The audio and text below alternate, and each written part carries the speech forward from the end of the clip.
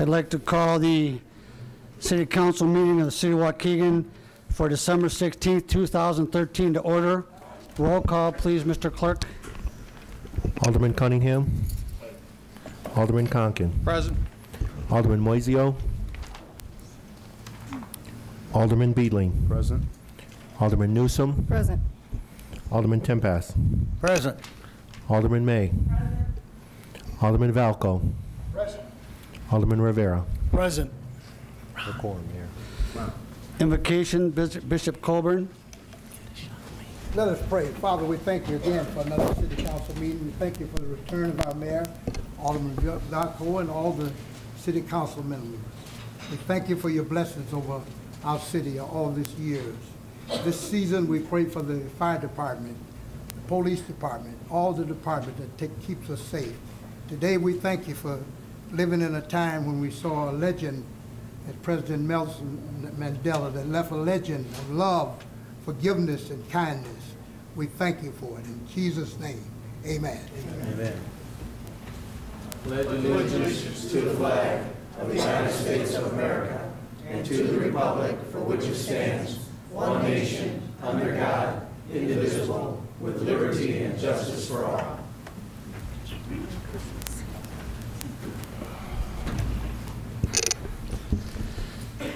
Under Mayor's comments, I'd like to acknowledge the fact that I had the privilege and opportunity to attend the Shop with a Cop Saturday, where our Waukegan police officers, probably the finest in the state of Illinois, shopped with 94 school children and allowed them $50 per child to purchase a gift for themselves or a loved one.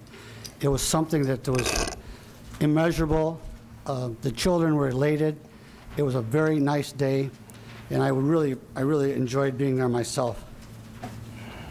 The second item is I would like to acknowledge, if you notice the decorations, they were done by the people in the collector's office, Deborah Santiago and some of her cohorts, and I appreciate that very much. Tonight,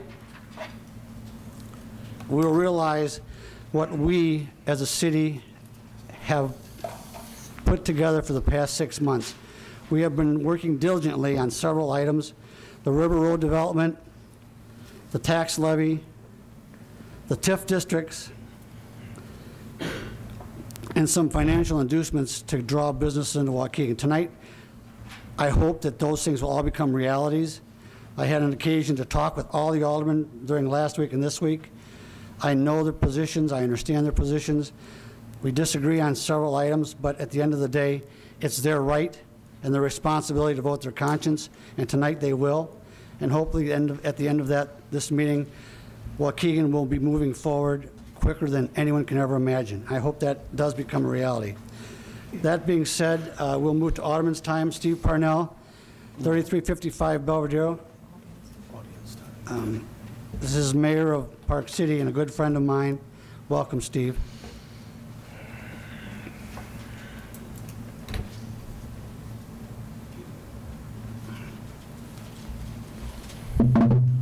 Yes, my name is Steve Pennell. I'm the mayor of the city of Park City. I'm here tonight on behalf of the 7,752 residents in our city. As you all know, we had an issue with New Earth with the odor. We lived 2 years with an unbearable stench in the spring, fall, and summer. And I did reach out to the former mayor, but obviously to no avail. When Mayor Motley got elected, I placed a call and asked him if he could assist me, and he did. He met us out on the site. And first of all, I'd like to recognize the people that were with the mayor and myself. On our end of it, on the Park City end, Alderman Larry Aker, he's Alderman in Ward 3, which abuts the property where New Earth was at, and the stench was unbelievable. On a daily basis, we were getting calls, and Chief Walter Holderbaum, Tippy to most people, we were out there every day, and Pete Karlovic, our city attorney, was unable to be here tonight, but he wanted to extend his appreciation also. On the Waukegan side, we met at the site, and Alderman Rivera was there. Russ Tomlin, Director of Planning and Zoning. Ann Lynn, the attorney for the building department. Tom Haggerty, Director of Public Works. George Torres, Special Projects Manager. And Dave Marion, Building Commissioner. Like I said, I tried to work with the former mayor with no results. We met on the site. 2 days later, I get a call from Mayor Motley to come to his office, and we did. Problem was resolved. For lack of better verbiage, I would just like to say Mayor Motley was on it like stink on compost. And we formed an alliance, and I want to thank Ralph. You were very instrumental. Audrey Nixon was also out there with us on certain occasions. And without the leadership of Mayor Motley, our residents would still be having that cloud hanging over us, so to speak. So I'm here on behalf of all the people of Park City. I have a plaque, Mayor Motley. If you join me down here, I'd like to read it and present it to you. Wow.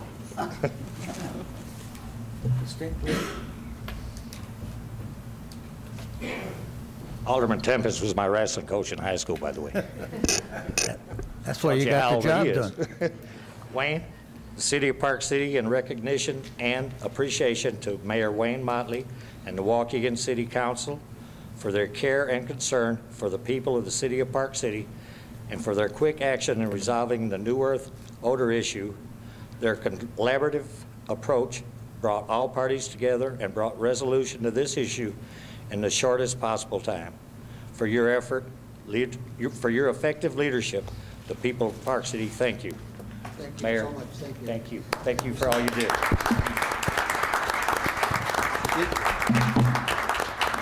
Thank you. Ladies and gentlemen, the City of Waukegan is not about Wayne Motley. The City of Waukegan is about the 9 men and women on this board, my department heads. Without my department heads and these aldermen, nothing in this community would be resolved. They deserve the credit, but I will take the plaque. Thank you. Oh.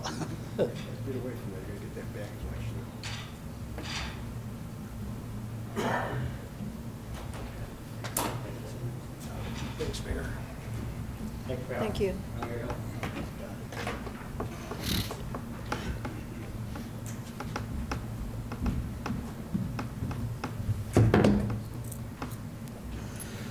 Jane Ferry. I'm sorry, yes, Jane.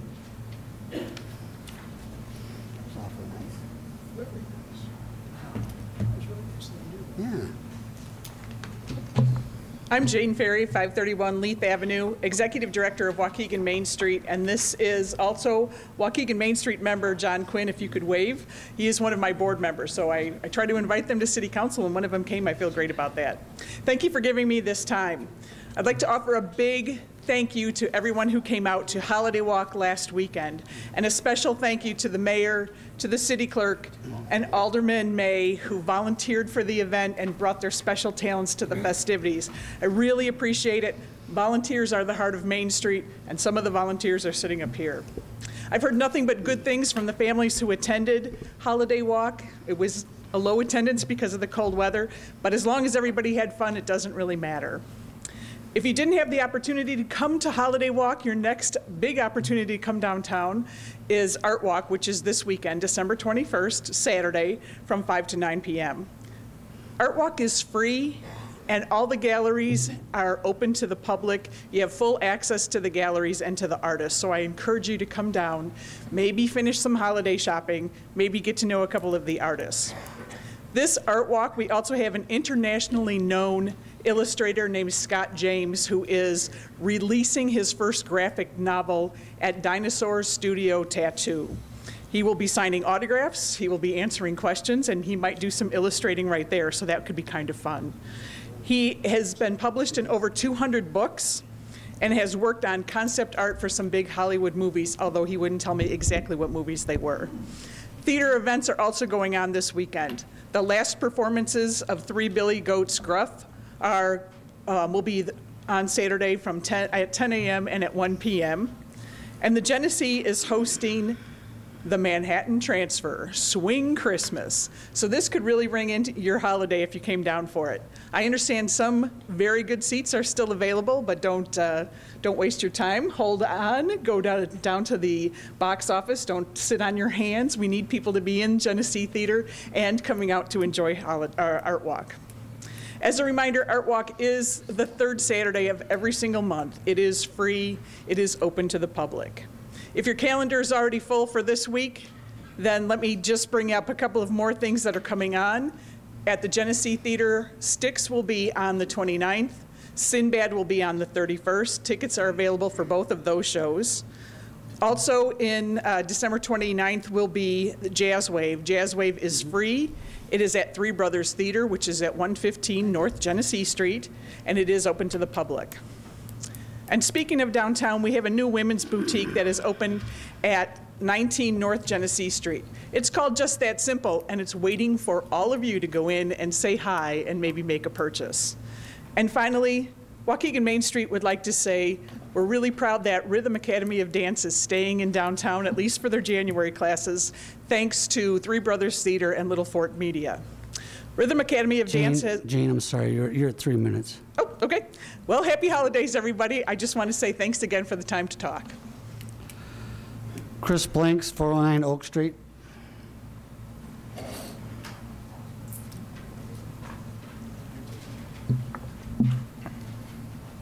Come on. Brother Blanks, 409 Oak Street.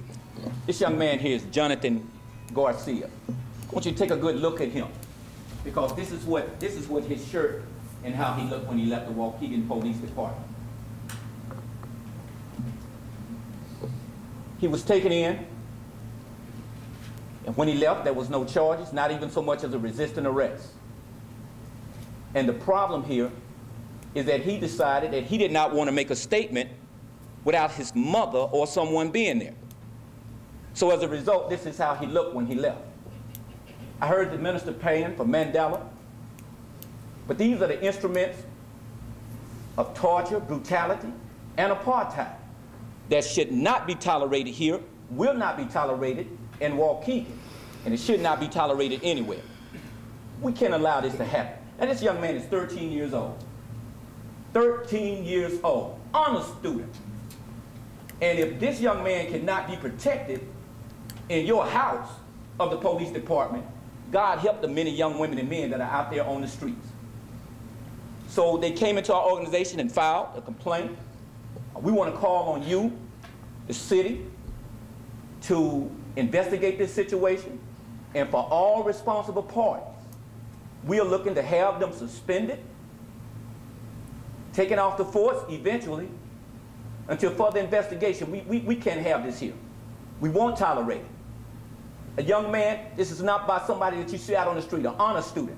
So we're going to continue to advocate on his behalf, and we are asking any citizens and all citizens to come out with us at the Lake County Board, because this is a Lake County problem here. There's excessive force and brutality throughout Lake County. So we're going to go to Lake County and the state's attorney's office to see if we can have them to implement an equal protection under the law oversight commission on behalf of the citizens of Lake County. But I want to come here first, because this happened right here in your house, in your police department. 13 years old. Don't even have a resisting arrest, not even been charged. And this is how he looked when he left. Imagine if he would have resisted arrest. This won't be tolerated. It's unacceptable. So, at this particular point, that is what we're saying. The officers, we want an investigation, have them suspended, pending further investigation, and eventually they have to be removed from the force, because this cannot happen at all. This is a fight for the future of our youth and our children out here. This cannot be tolerated, and it won't be. Thank you. Thank you, Mr. Blanks. Next is Ralph Peterson, Jr.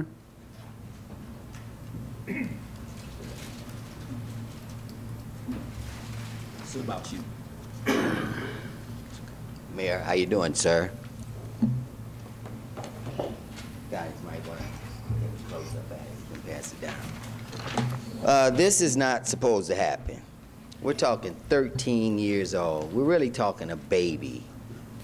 That just don't happen. And I want to make it perfectly clear that in the past, I mean, this is nothing new. It's been happening, and I'm pretty sure you're aware of it. But we had Michael Waller there, so it was pretty much easy for things of this nature to happen, and he's sweeping under the rug or whatever. Officers get a slap on the wrist and a cup of coffee, but it's different now. There is a change in motion, and we're not going to just sit back idle and quiet. And we're asking you, we're hoping you don't follow your neighboring mayor, and we have to wrestle those officers out of your hands. But like I say, I mean, this speaks for itself. 13, can you see, he's sideways to you, Mayor. Can you see how his nose, you know how you get, I got one. When you get that lump from your nose being broke, yeah, that's not supposed to happen. So what we're asking you, sir, is that will you please do the right thing and set these officers aside until you conduct an investigation. And I do want it to be known that we do have intentions. We're going to keep coming up here until the right thing is done. But hopefully, for some reason, I feel we talk, me and you. You know what? I feel you're going to do the right thing. And I really hope you do, so I can get on Mayor Rockingham that much more. You know, so like I say, I'm just saying, we're not going to let this go. We're going to be on top of it, because that is not supposed to happen. 13. And Artist Yancey, I remember me and you had a good conversation, and you had said, boy, if that ever happened to my son, can you imagine somebody punching your son in the face with the radio, 13?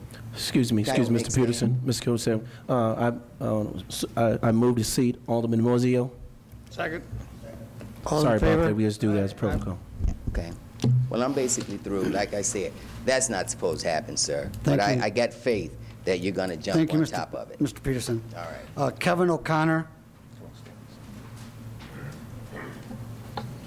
My name is Kevin O'Connor. I'm an attorney from Chicago. I represent Jonathan Garcia and Giorgio Perez. We're the two young men who were arrested and detained on November 25th.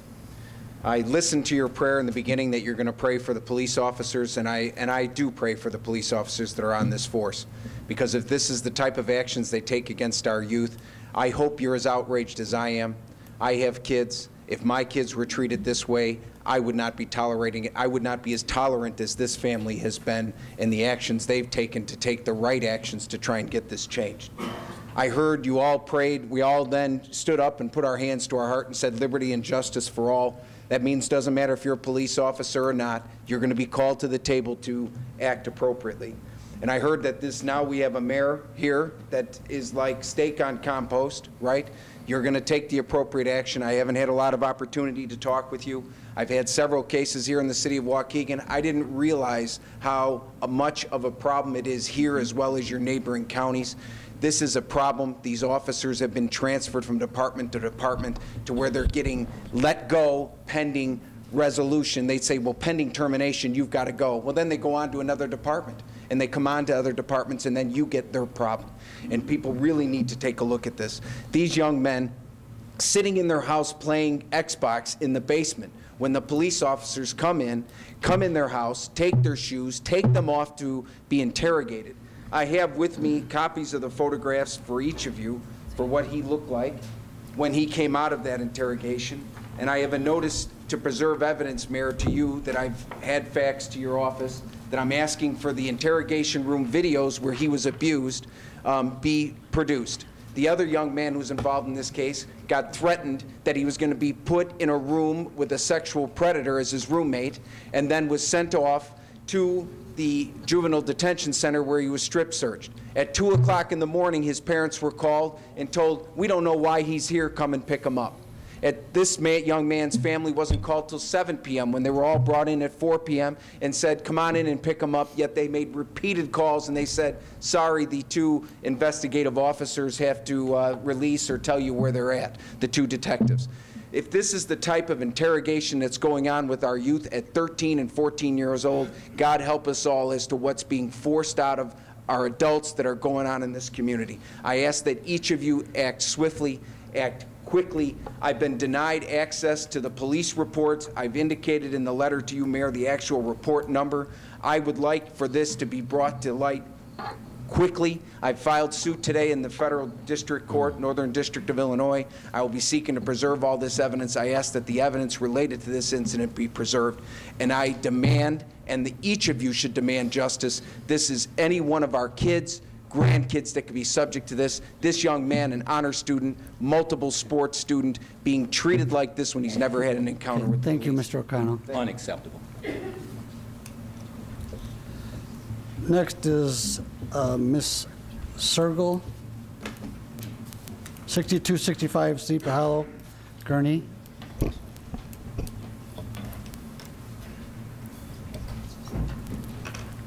Hi, I'm Madeline Sergel. I'm Artistic Director with Clockwise Theater here in downtown Waukegan. I'm here tonight to provide an update of what Clockwise has been doing in our home in the city-owned 221 North Genesee Street building, right next door to the Genesee Theater. Since opening our doors over 3 years ago, we have produced 10 main stage professional productions and are almost halfway into our 4th full season. Our 2013 season opener, Carnegie Hill, was a big success with multiple sold-out performances. Thanks to Alderman Valco, his wife Liz, and the mayor for attending. We are currently in rehearsals for Doubting Thomas, the critically acclaimed play by Pulitzer Prize-nominated playwright John Green, which opens January 24th. Doubting Thomas is a thoughtful exploration of the journey of faith and the challenges of being a Christian. We are inviting the leadership of area churches and faith-based organizations to attend the Thursday, January 23rd preview of Doubting Thomas free of charge. We keep our space very busy. This includes, aside from our full subscription season, launching the great new play reading series on the 3rd Sunday of every month. Clockwise's affordable rentals have brought in even more activity to the downtown, including independent productions of Barrymore's Ghost by Mother Road Productions, Side Effects May Include by Madcap Productions, and the complete works of William Shakespeare abridged by Three Brothers Theater. Three Brothers had such a good experience in Waukegan at Clockwise that they decided to make their permanent home here, growing our theater district even more. We also offer free rental space to local social services and arts organizations, including Waukegan Arts Council, Arts Space, Waukegan Main Street, Urban Muslim Minority Alliance, and a Quinceañeras Vendors event, which benefited many locally owned businesses, and also featured dance performances by Rhythm and Dance Academy and Come and Dance. This season's Holiday Walk at Clockwise featured a puppy petting zoo where we partnered with Chorus Freedom Riders Rescue and Transport, which is a family-founded and run dog rescue, and we also provided live music. This past Saturday, we had our first partnership with a local music production company, co-producing an evening concert of hip-hop, rap, and R&B with Team Rhymes. We continue to expand, planning for our 2014-2015 season, increasing the number of our main stage productions to 4, one which will be our first show for young audiences during the holiday season, and then also a very special to Waukegan selection. We have continued to improve the building, adding a permanent staircase to the upper level on the east side of the space, finishing walls, painting, keeping our front display windows fresh and current, as well as upgrading our theatrical lighting and other theater equipment to improve the professional theatrical experience for our audiences. Our website and Facebook page are updated frequently to present both current information, but also to generate a dynamic dialogue about the lively and prolific performing arts scene in Waukegan. We've also begun paid media campaigns for each show, placing ads Madeline, in... that's 3 minutes. Yes. I was talking as fast as I could, sir. I really would. Thank you so much for all your support. Thank you, Madeline. Thank you so much. Thank you. And by the way, if you've not been to that theater, please go. Yeah. I've attended several of the shows there, and they are absolutely phenomenal. Thank you. Wayne Munn.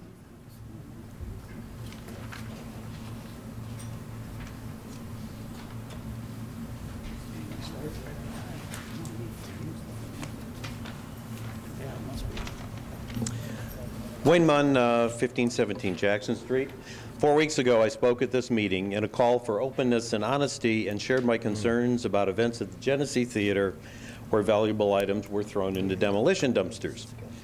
I came back to this meeting 2 weeks ago and expressed concern that no city employee nor any elected official had been concerned enough to contact me.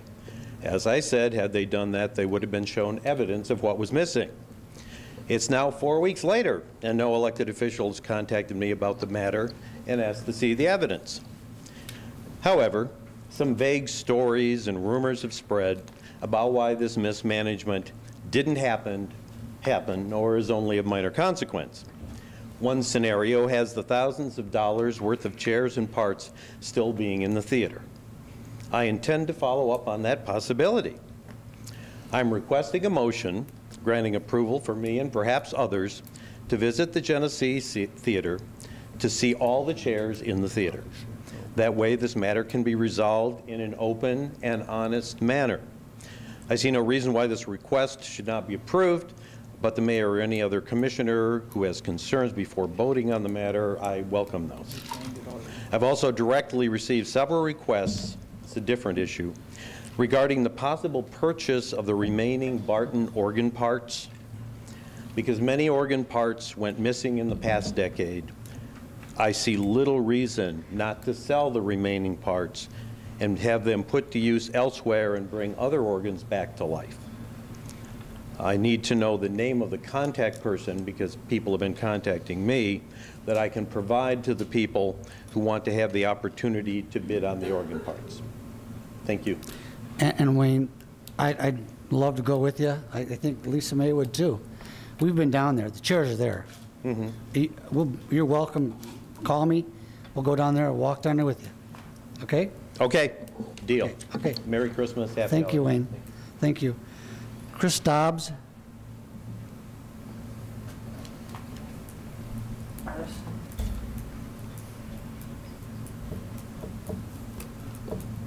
Good evening. I am Christopher Dobbs, 2016 Poplar.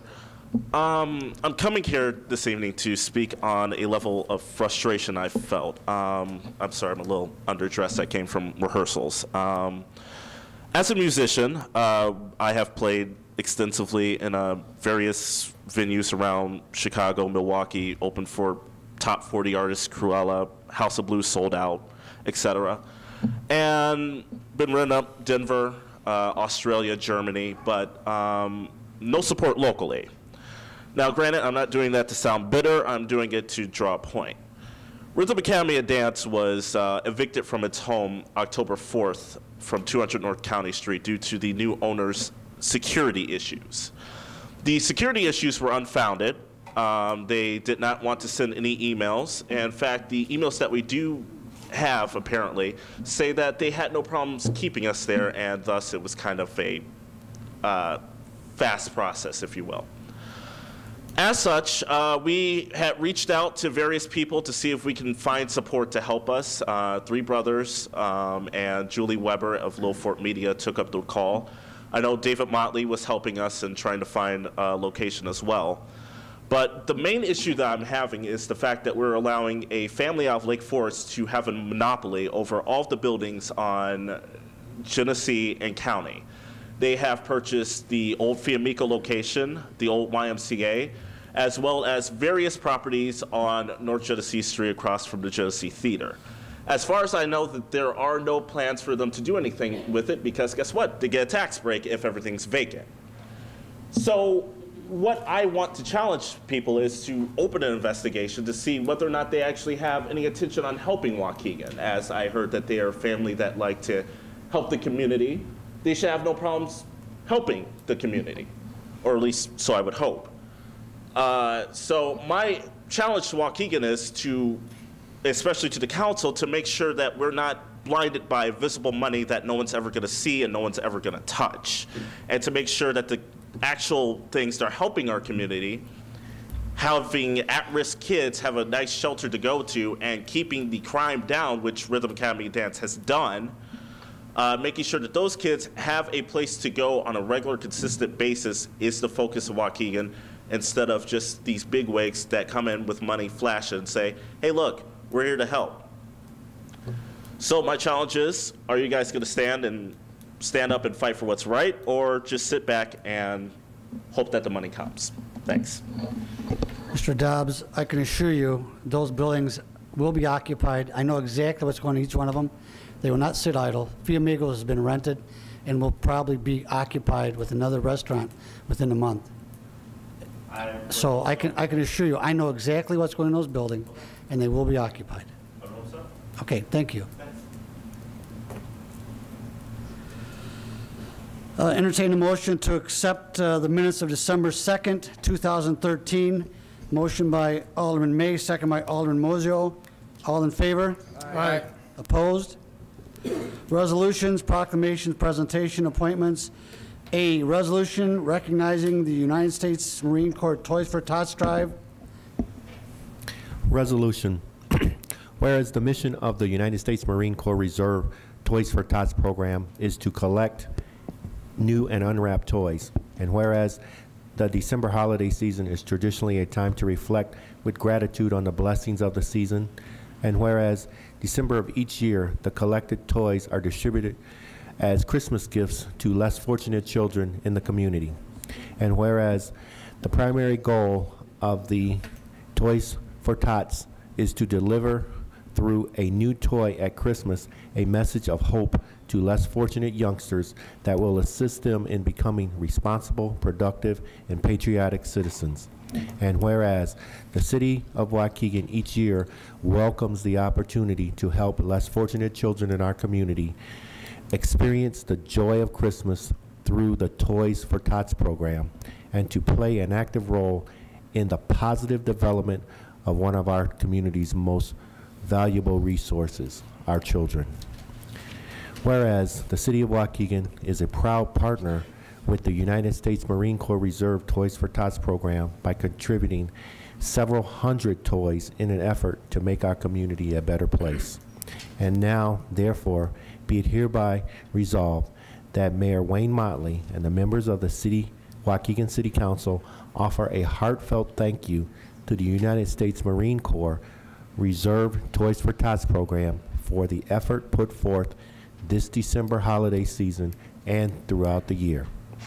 Be it further resolved that a suitable embossed copy of this resolution signed by Mayor and the City Clerk be placed on file. Dated this 16th day of December 2013, signed Wayne Motley, Mayor, Artis Yancey, Clerk. Motion by Alderman Conken, second by Alderman Beeling to accept the resolution as presented. All those in favor? Aye. Opposed? Motion passed. Item B, presentation by Richard Lee regarding Waukegan Public Library's literacy program. Richard?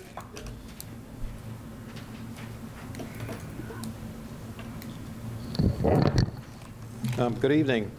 I've been asked by the mayor and several aldermen to make a presentation on this, on the library's literacy efforts. So I brought my team with me. And you know, the library has always been in the literacy and learning business. I guess it's been one of our best kept secrets, but not anymore. It's become our priority one this year and will continue for several years. As library director, in our team here, we've recently met with many of our key decision makers to talk about some recent decisions by the College of Lake County regarding literacy, and to kind of highlight our efforts and our commitment to literacy in Waukegan. As library director, it's my responsibility to make sure that we have materials for our residents to borrow and to provide services. And I believe that some of those services we provide are just as vital as some of those services you provide, such as police, fire, and public works. We've done a lot of research on Waukegan and the surrounding area, and you're going to see a lot of different forms of literacy in this presentation and our response to those needs. Elizabeth?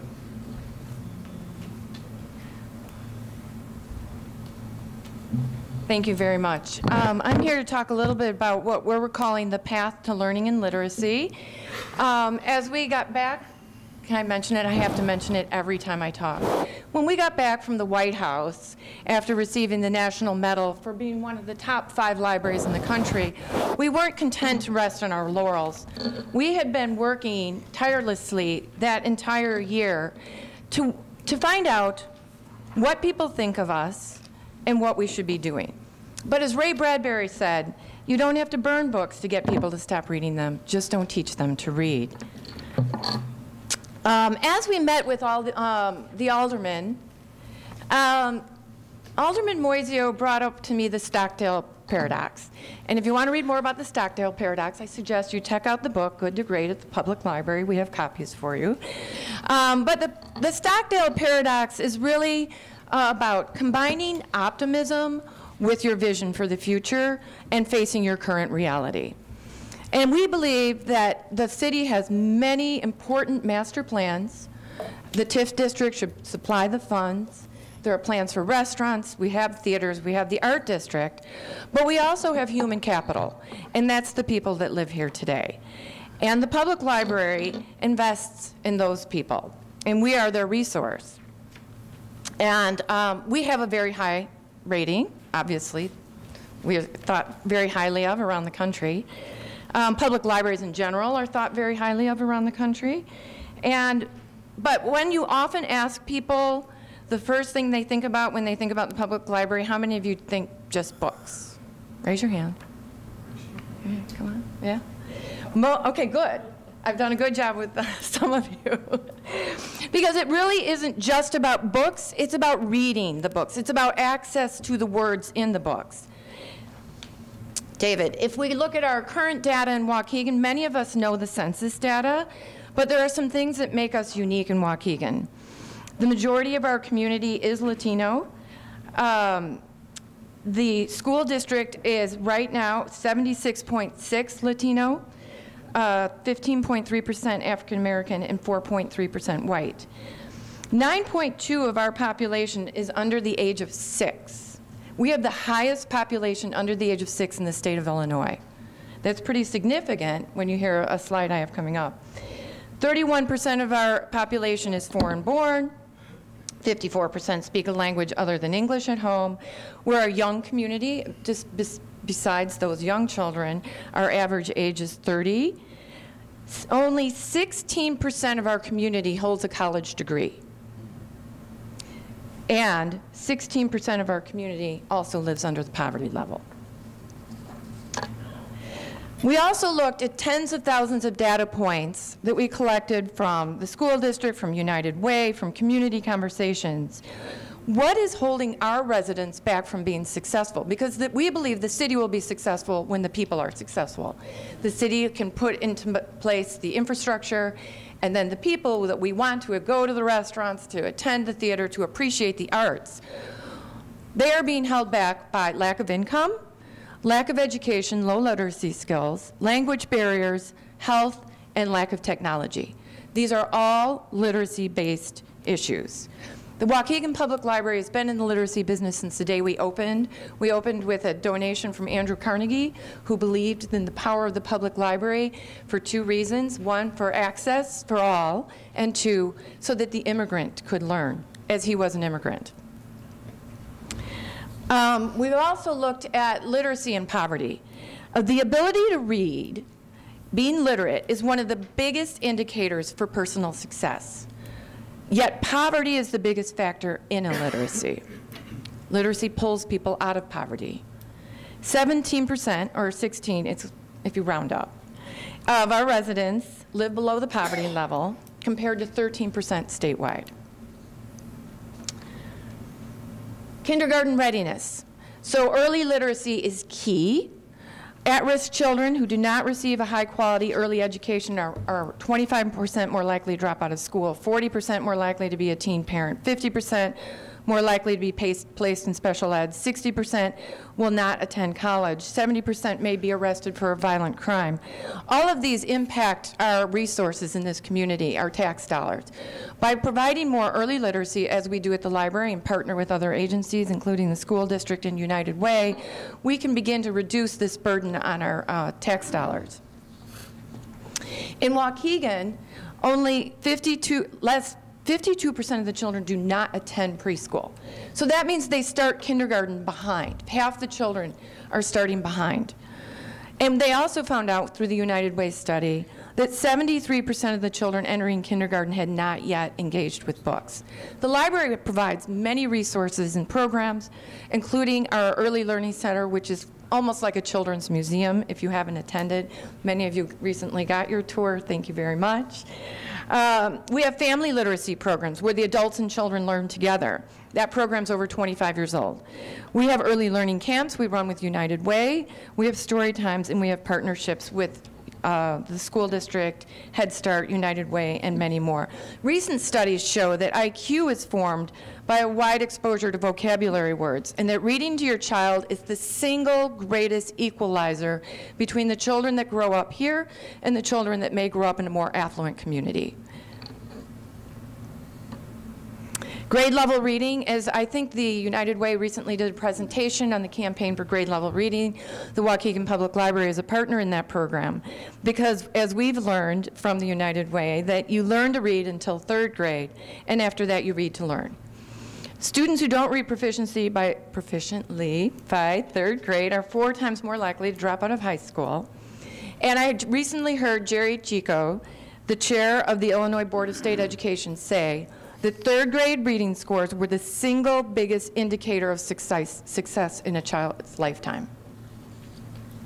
In Waukegan, 60% of our 3rd graders are not reading at grade level. We believe that it's our job as well to help in this. We have 90,000 books in the children's department, access to free computers and internet, homework help, Little Learners, computer classes, STEM, Common Core, and technology programs for children. However, we would like to see more children utilizing this, and we have plans for future expansion of all of these programs through our Path to Learning and Literacy. As we look at, are they all coming in one at one? No, just, come on, come on.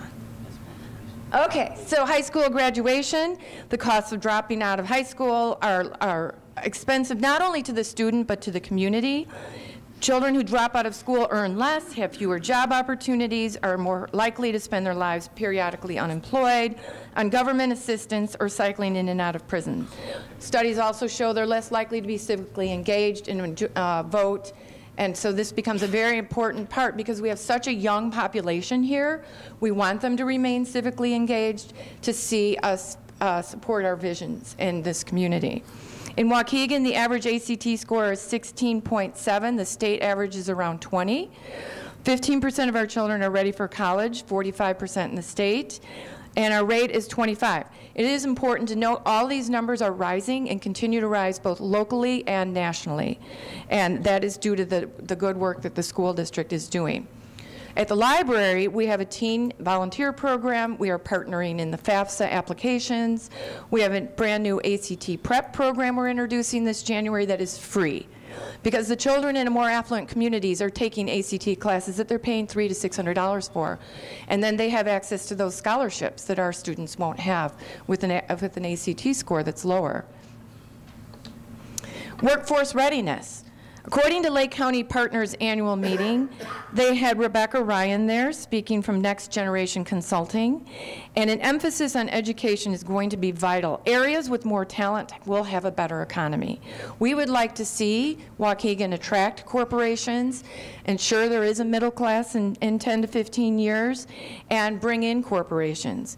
They also said if we increased our number of bachelor degree holders by 1%, it would result in $865 per capita increase with an economic impact of $607 million in the county. I'm going to introduce Gail Graves, who is in charge of our education and literacy services at the library, to talk a little bit more about that. Good evening. One of our key areas of focus is workforce readiness. In order to attract and retain viable employers, we must have a prepared workforce today and in the future. 30% of our residents do not have a high school degree. Well, who am I talking about? These are Caucasian, African American, and Latino residents over the age of 25. Most of the time when we think about not having a GED or not completing high school, the first thing we think of is the young people. But I'm talking about people who potentially have worked for years and have gotten laid off, don't have a high school degree, and cannot get another job. So what has been the library's response? We have looked at creating programs and impact that build people's skills so that they can go out and get jobs. Job readiness, what does that mean? Free computer classes, walk-in computer labs. Most jobs in today's society require basic computer skills. Job search and resume help. Literacy, basic reading, writing, and math in preparation for GED for adults. Kindergarten readiness, I talked about having a viable workforce, not only now, but in the future. If we start with kindergarten readiness today, in 25 years or in 18 years, we will have people ready to move into secondary education or the workforce. We also have bridging programs. We're working with the Lake County Jail today, working on creating an education program that would allow our Lake County Jail residents to bridge back into the community. We're looking at breaking cycles of poverty, breaking cycles of not being successful by creating skills and making a difference in people's lives. The Waukegan Library is really filling the gap in our community to build a viable workforce by addressing the needs of our adults that are seeking basic adult education skills, English as a second language skill, GED, and job readiness. We are looking to turn incompleters into completers and again break the cycle of dependency and make our city successful.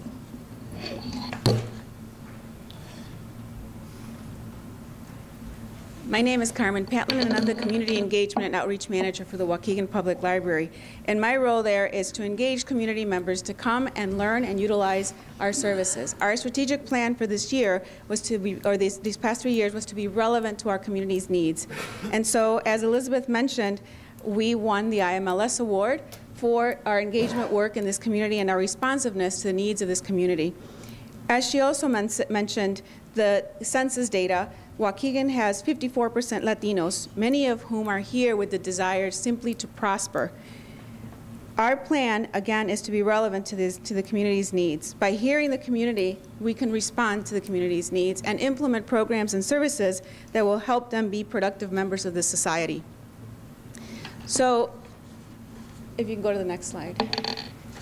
So what has Waukegan Public Library done to respond to the need of our community is implement the award-winning programs that we offer, such as Conversation ESL. It's surprising to hear individuals simply want to learn how to speak the language. They just don't know how, or they're afraid to go to areas such as a university setting or a college setting because they've never been to a college setting before. When we open a program such as Conversation ESL, the first class 2 years ago had 55 students. Every class ever since, during the last 2 years, has no less than 40 students on a weekly basis attending, learning how to have basic conversations such as speaking to the doctor, speaking to the teachers, and day-to-day functional literacy needs. We also implemented a Spanish GED program. This program had 180 students get on a waiting list the first week we spoke about it. Since then, 93 students have studied in this program and 25 graduated within the last 10 months. That is a high number for those of you that understand the difficulty of obtaining a GED. We also partner with organizations to offer citizenship classes. We are teaching individuals to be civically engaged in this society. The importance of becoming a citizen, going out and voting, and participating in this community. We have implemented, we're the only library in the state of Illinois that has a Spanish literacy program that's called Leamos. If you don't know how to read in your native tongue, it's going to be very difficult to learn how to read and write in English. So we have a classroom full of students every Monday learning how to read and write in their native tongue so they can go into a Conversation ESL and eventually into getting their GED. We also have health literacy. Learning how to navigate the health system is difficult for me, and I grew up in this country. So individuals that are able to access the Affordable Care Act, get insurance for the first time, and for those that are not eligible for health insurance, what are the options available to them? And Gail has already spoken about family literacy and computer classes. Ultimately, we want to have a society that's functioning, that's literate, and that is prospering in this community. So, just so you know, on a weekly basis, we literally run out of chairs because the classes are so full of students just wanting to learn. And so I thank you for your time. Thank you. In the library's Literacy 2020 program, we'll focus on these 4 initiatives.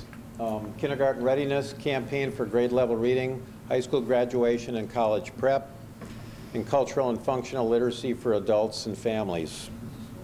Let me just sum up. Literacy, or the ability to read, reduces crime, reduces the burdens on our social services, reduces pressure on our healthcare systems, helps you get a job or a better job. It improves academic performance, resulting in higher test scores, better attendance, and improved graduation rates.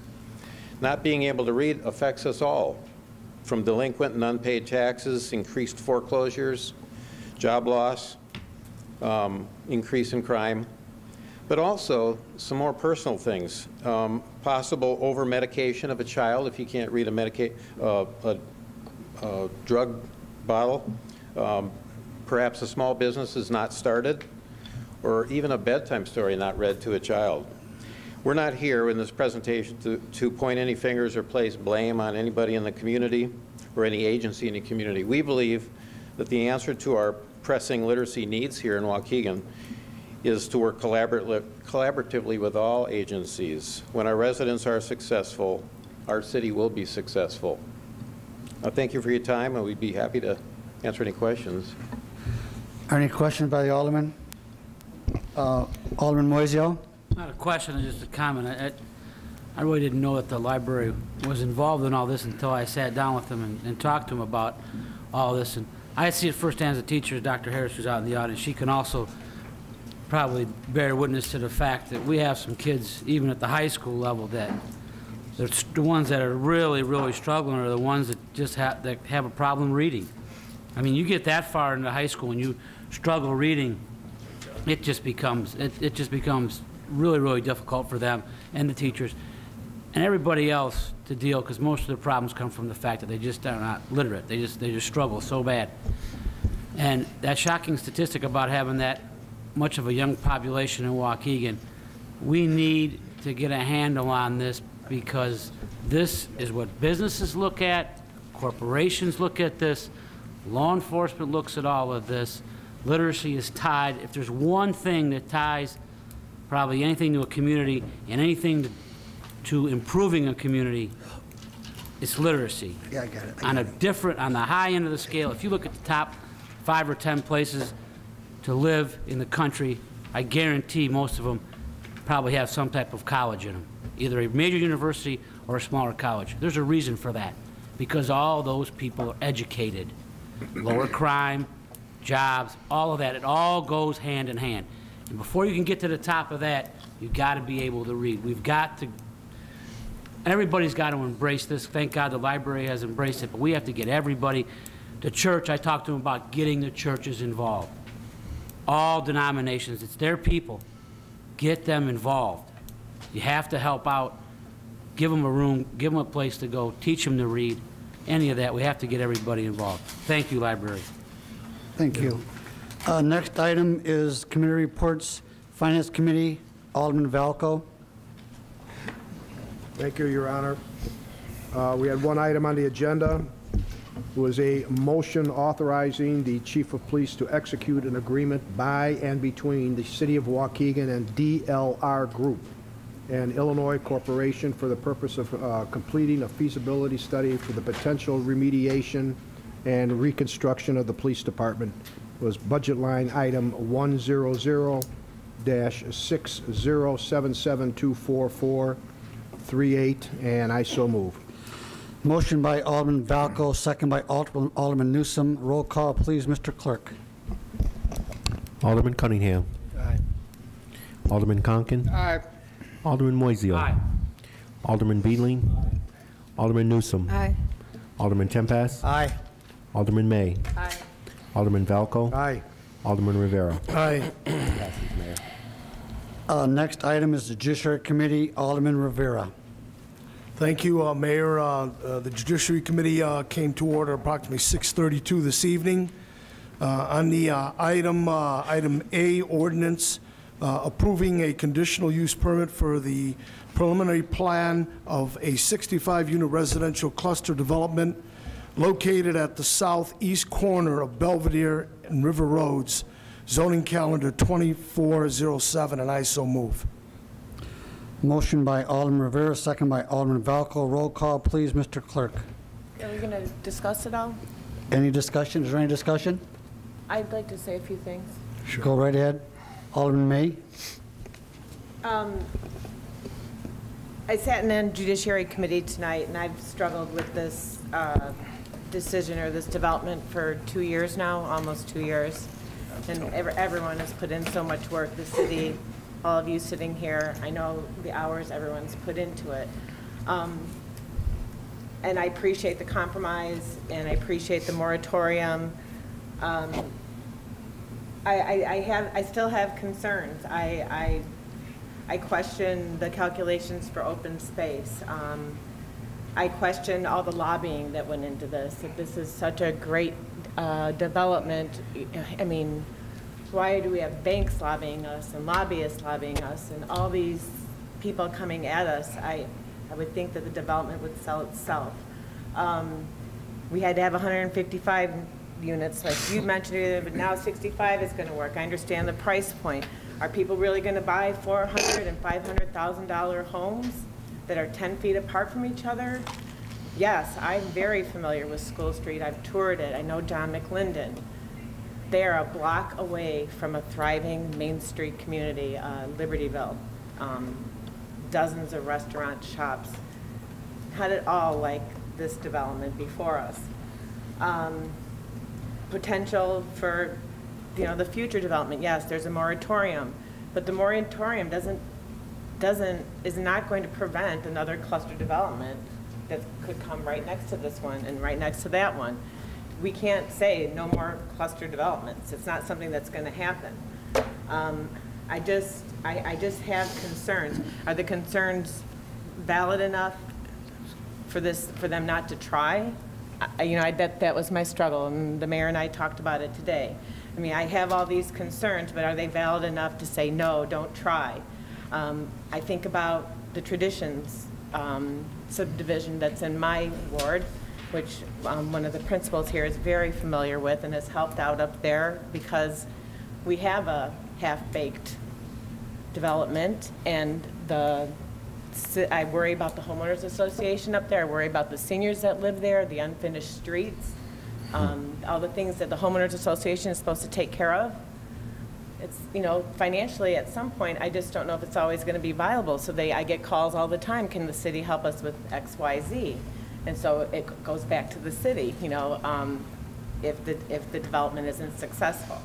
And it's a lovely development, trust me, but it's half-baked, quarter-baked maybe. So I just want to explain where I sit with this and that my struggles that I've had with the development. Yes, I do want to see development in Waukegan. It's been a long time, and I commend everyone involved, from the River Road residents to the mayor to all of you sitting here, on how diligent and hard you've worked on this.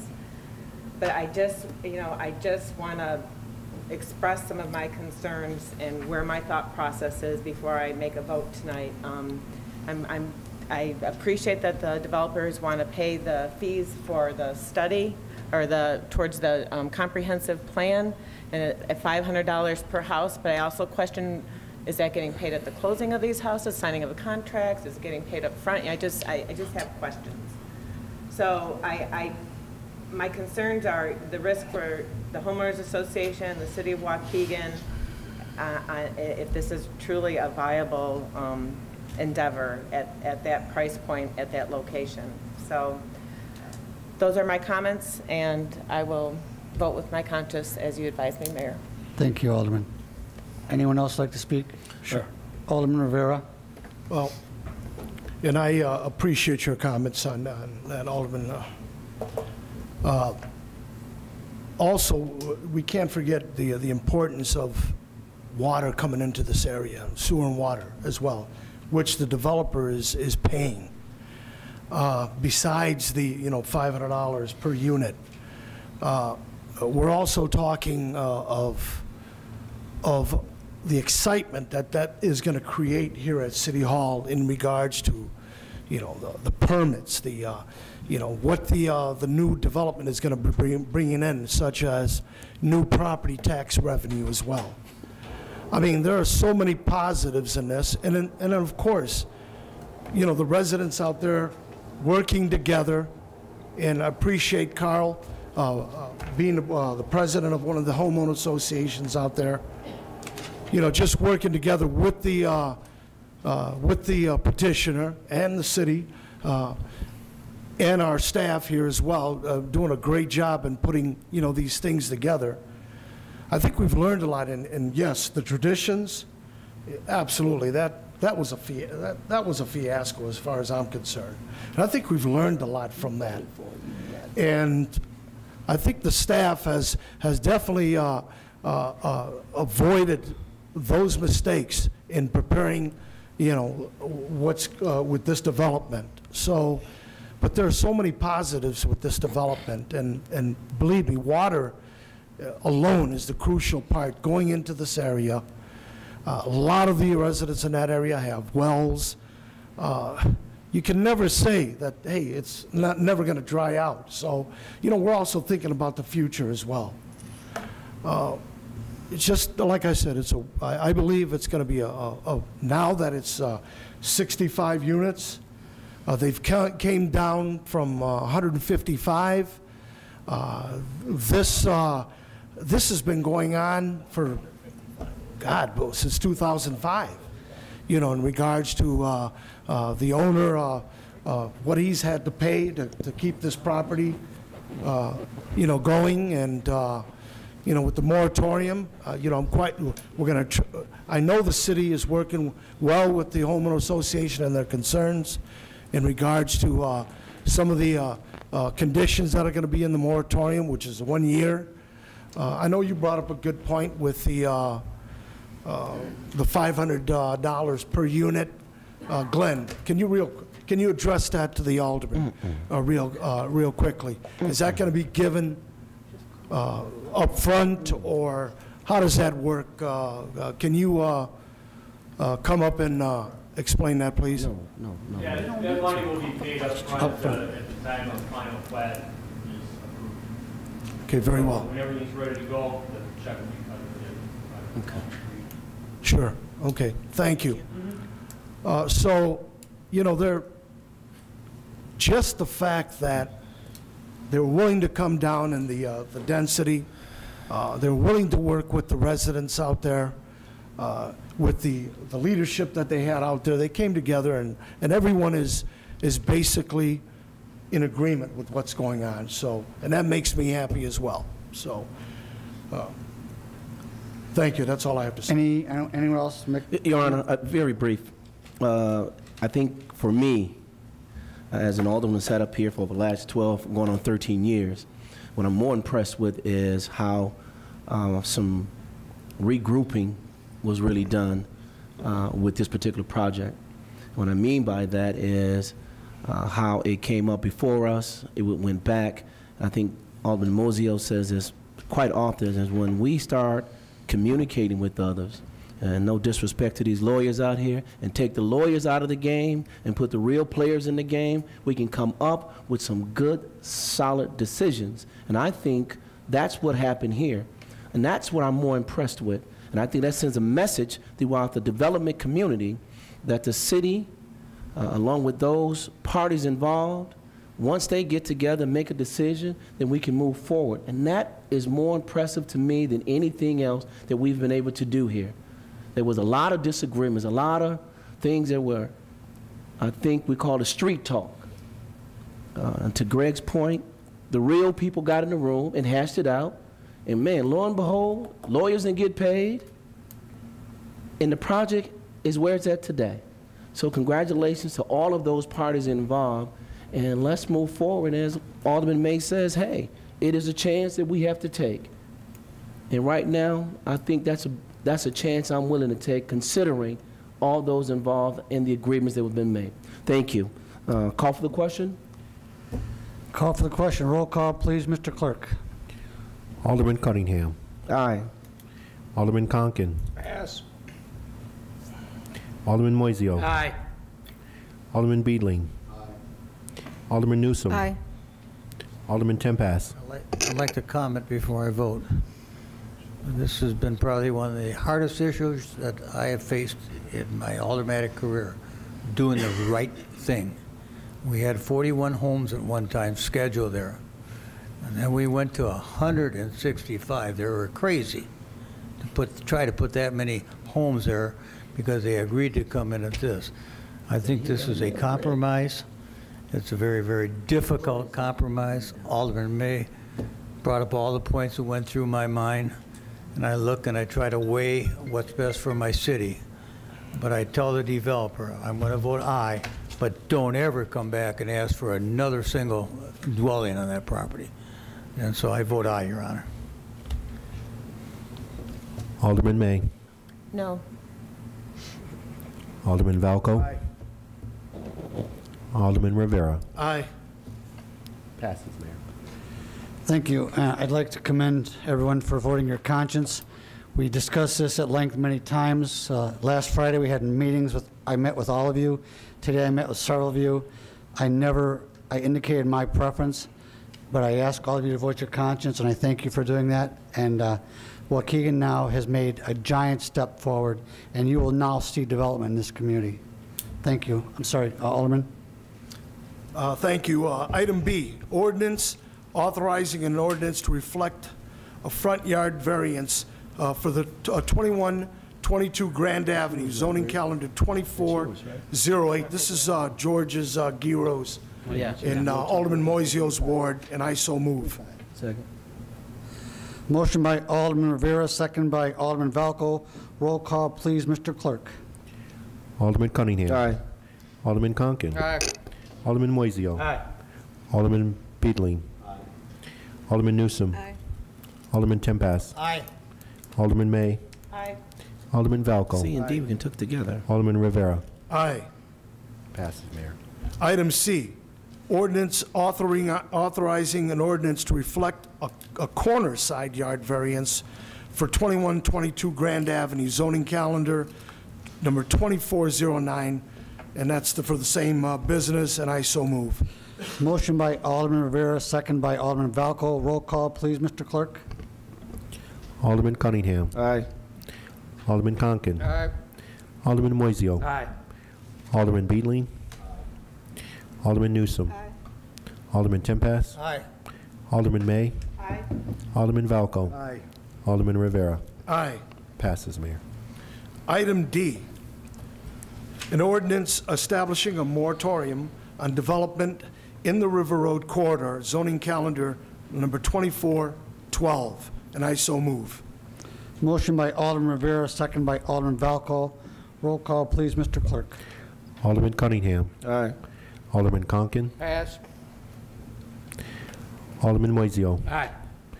Alderman Beedling. Alderman Newsom. Aye. Alderman Tempass. Aye. Alderman May. Aye. Alderman Valco. Aye. Alderman Rivera. Aye. Item E, resolution declaring the City of Waukegan's intent to undertake financing of the redevelopment of property in the City of Waukegan, which is the Cardinal Health properties.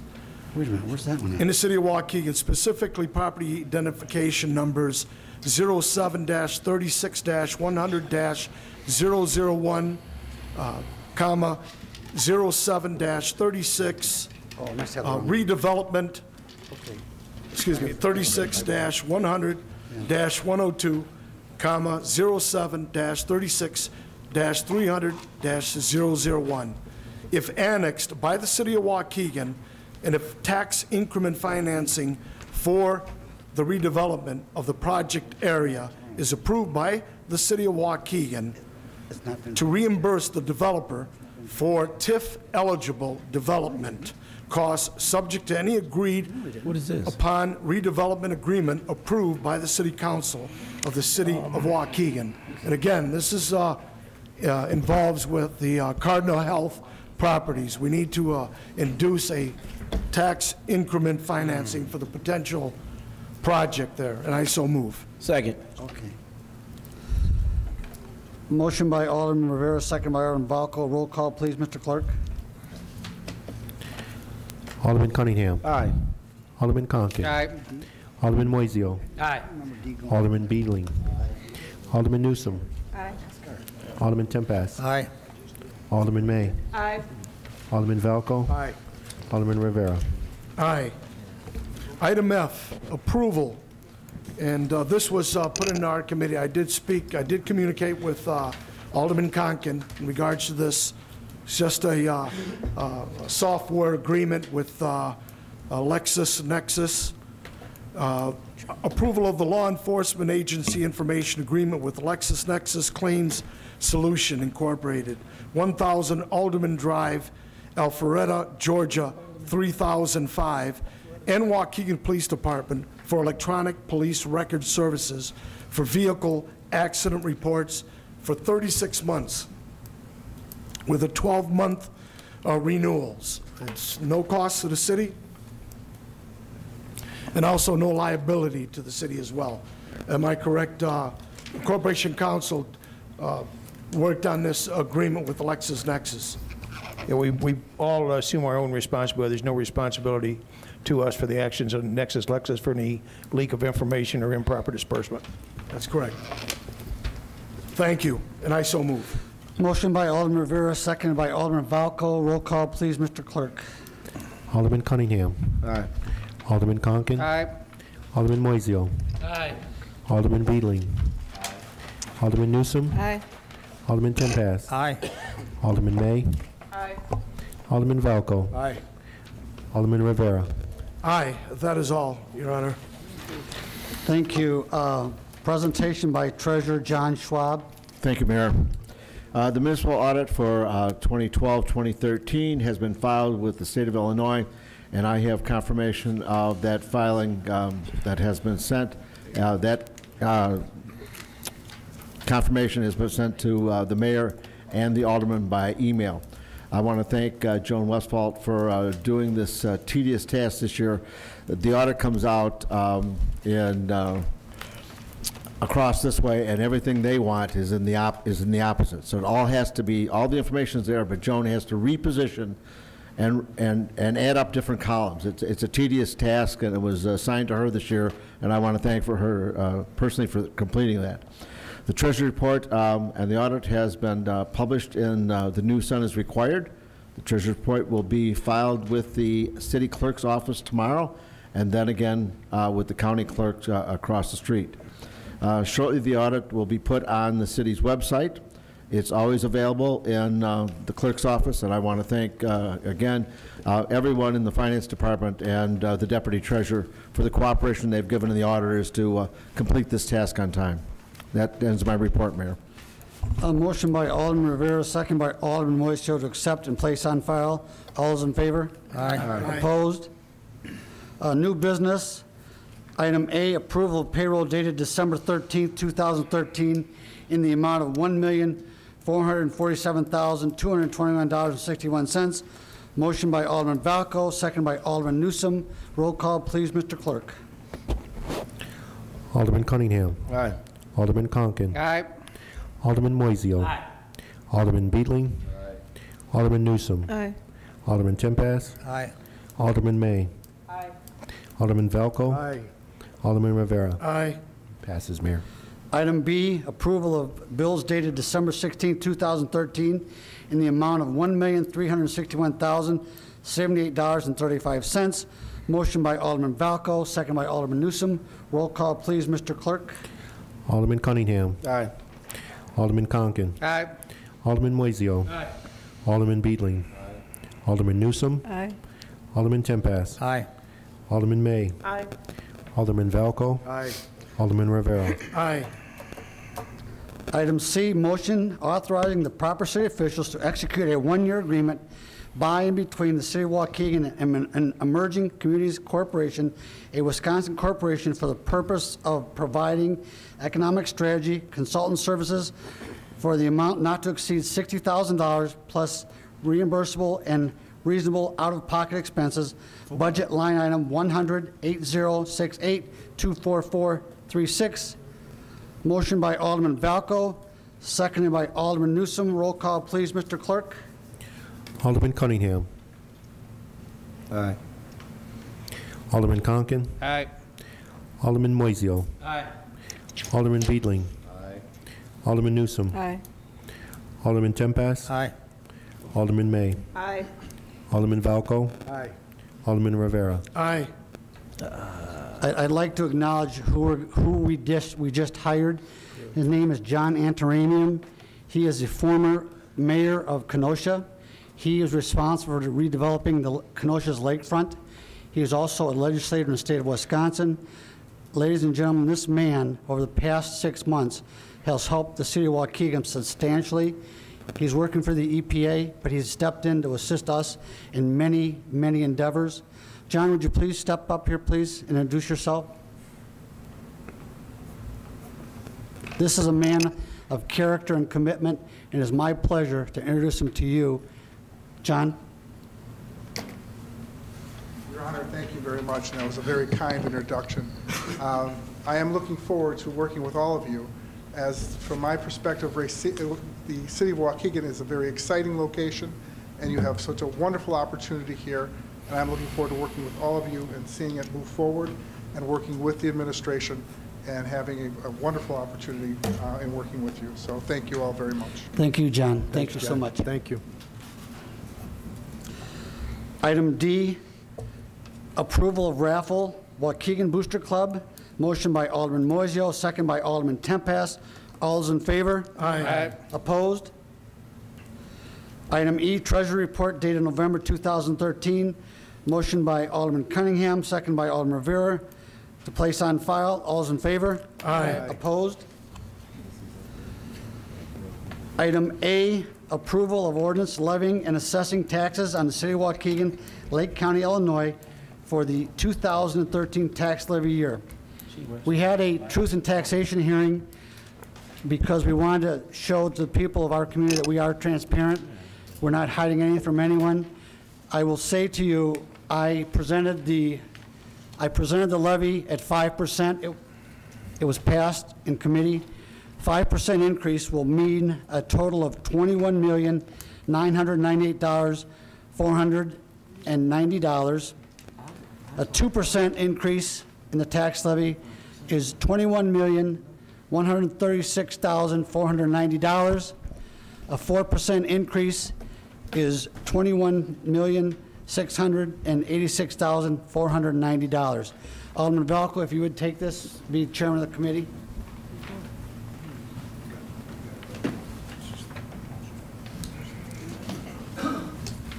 Okay. Thank you, Mayor.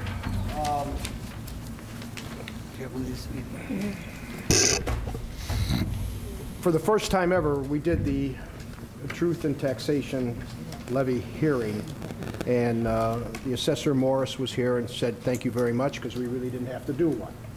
But from day one, you wanted to be open with the citizens, so you made up your mind that you were going to do one, even though we weren't going to go past the 5%, which is good.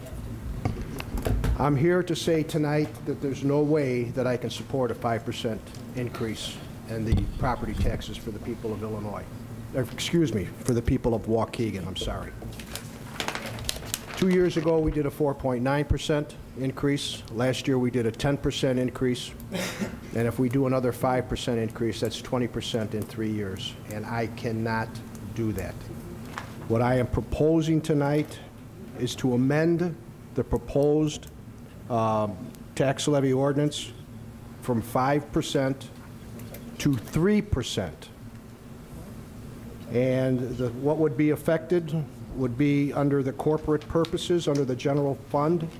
It would be amended from 862,000 even to 250,000 even, for a total of the general fund from 11,684,000 even to 11,072,000.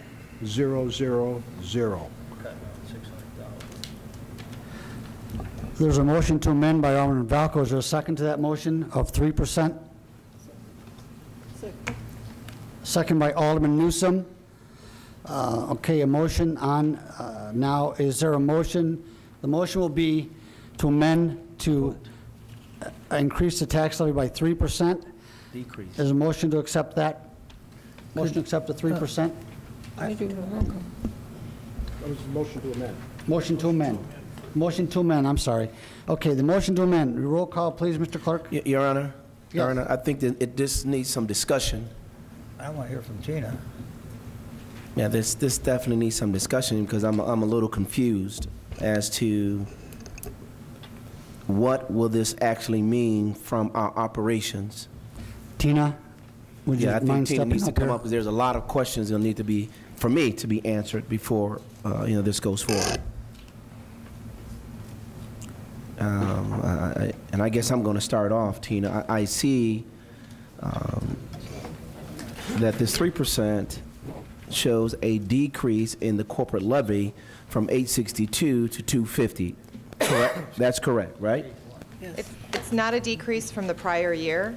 That's simply a change from the ordinance as it was drafted and presented. Okay. Okay. Last year, we had 0 corporate levy. We had a 0 corporate levy. So essentially, this would be a 2% overall for the overall levy, including the debt service. What we would be doing this year that we haven't done in the prior years would be levying for the Illinois Municipal Retirement Fund. So the ordinance, as it was amended or proposed to be amended by Alderman Velko, would still accomplish our goals of having all 3 pension funds on the tax levy, the police pension fund and the fire pension fund, at the annual required contribution rate, the Illinois Municipal Retirement Fund at what the actuaries are projecting that to be, at the full funding rate for that. So that would be the first time that we've had all 3 pension funds on the levy. And then this would also provide sufficient funding to meet the local match for our federally grant-funded firefighters and police officers for next year, the COPS grant and the SAFER grant. It would also allow for the levy that was requested by the library and also allow for the full garbage collection contract on the levy. So the only thing that's different between what was originally discussed in the Truth in Taxation levy and what Alderman Velko is proposing is the corporate purposes levy, which puts money into the general fund for day-to-day operations, would be reduced from 862 to 250,000. So those revenues would have to be made up in other ways when we come to the budget discussions in the spring. All right. Now, I think I'm going back to our conversations earlier. How does this help us or position us where we do not have to dip into the water fund? I know that was some of my main conversations, and I thought it was conversations amongst all aldermen that we no longer can rob from Peter to pay Paul when all of these other obligations that we have, they're being put on, which is great. They're being put on the tax levy so our citizens and those who pay taxes see exactly what's being paid. I thought that was an excellent move. However, with that 2%, I think that we had discussed some meetings earlier than 3, we still will be in the red by 1-point-something million, I thought you said, or close to 2 million. Those are based on very preliminary projections. Okay. Unfortunately, in the state of Illinois, we do our tax levy 6 months before we do our budget. Okay. So, they're very back of the envelope projections.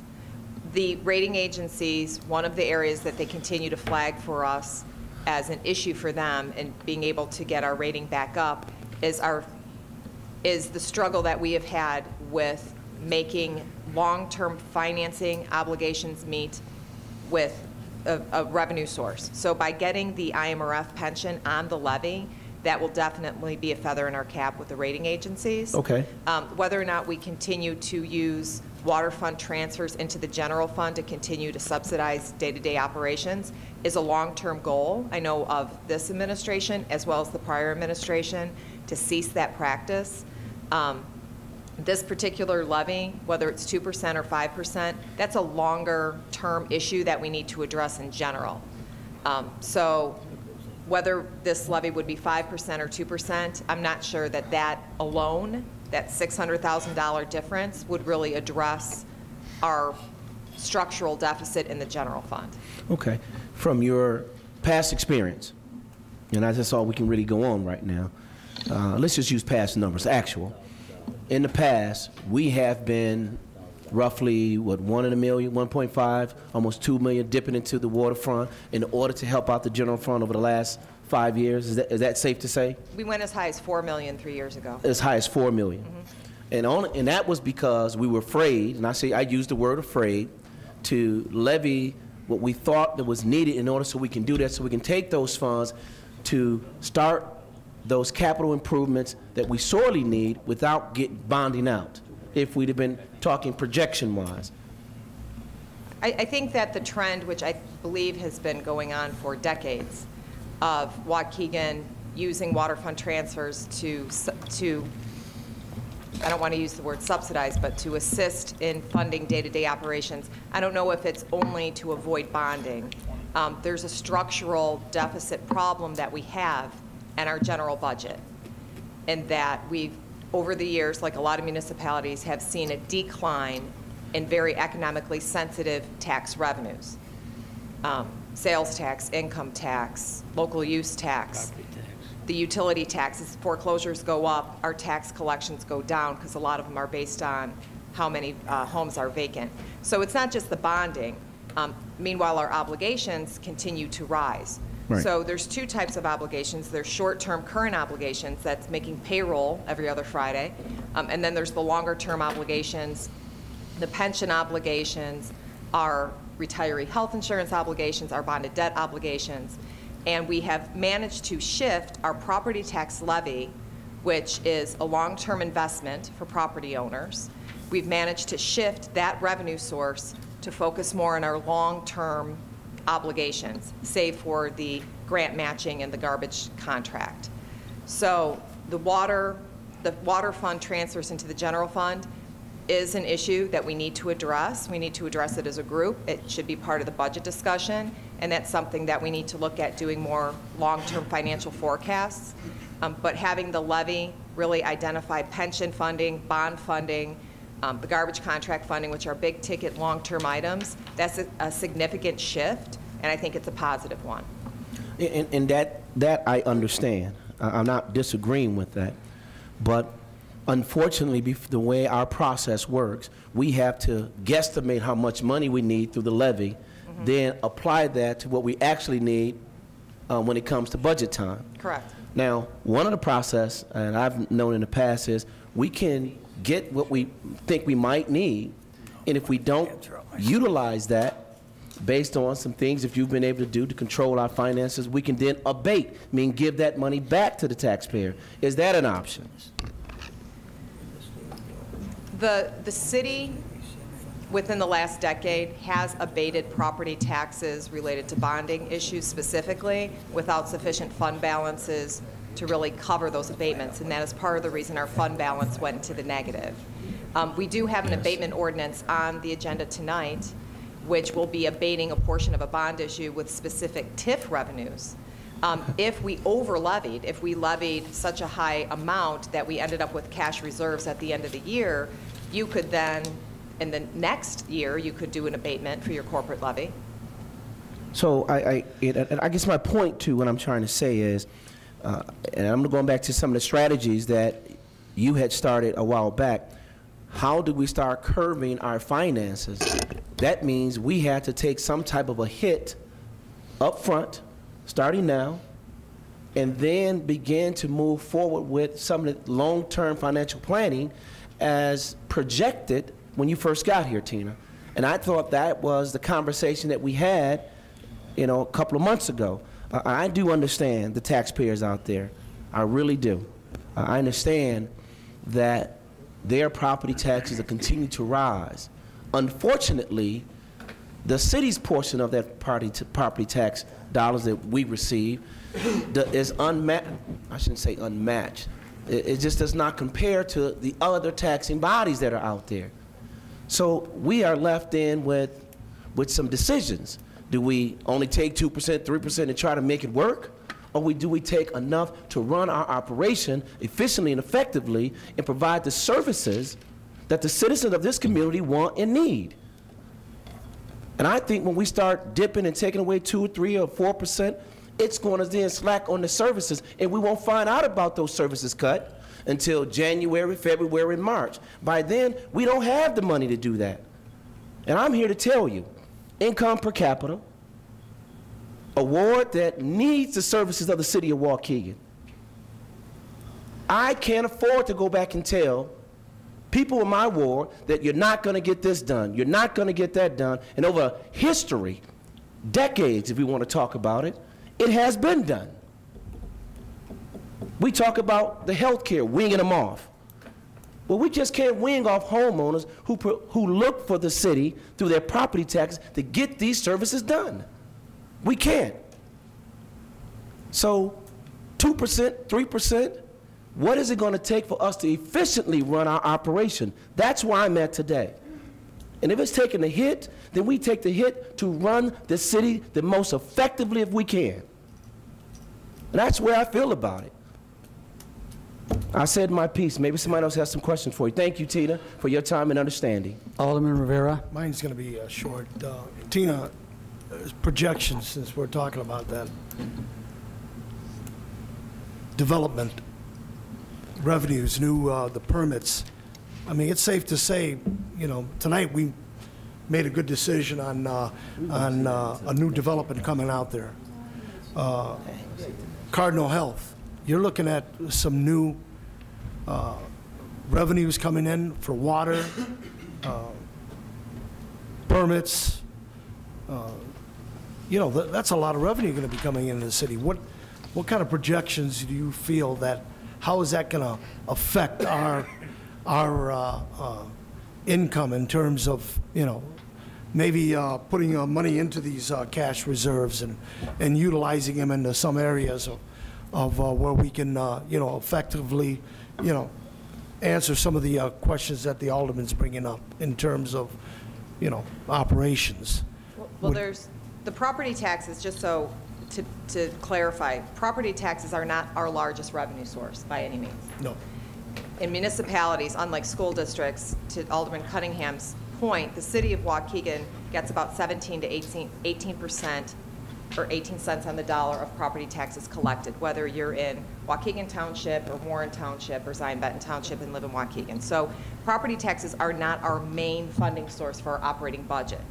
So just to clarify that, sales tax, income tax, these are much bigger revenues for us.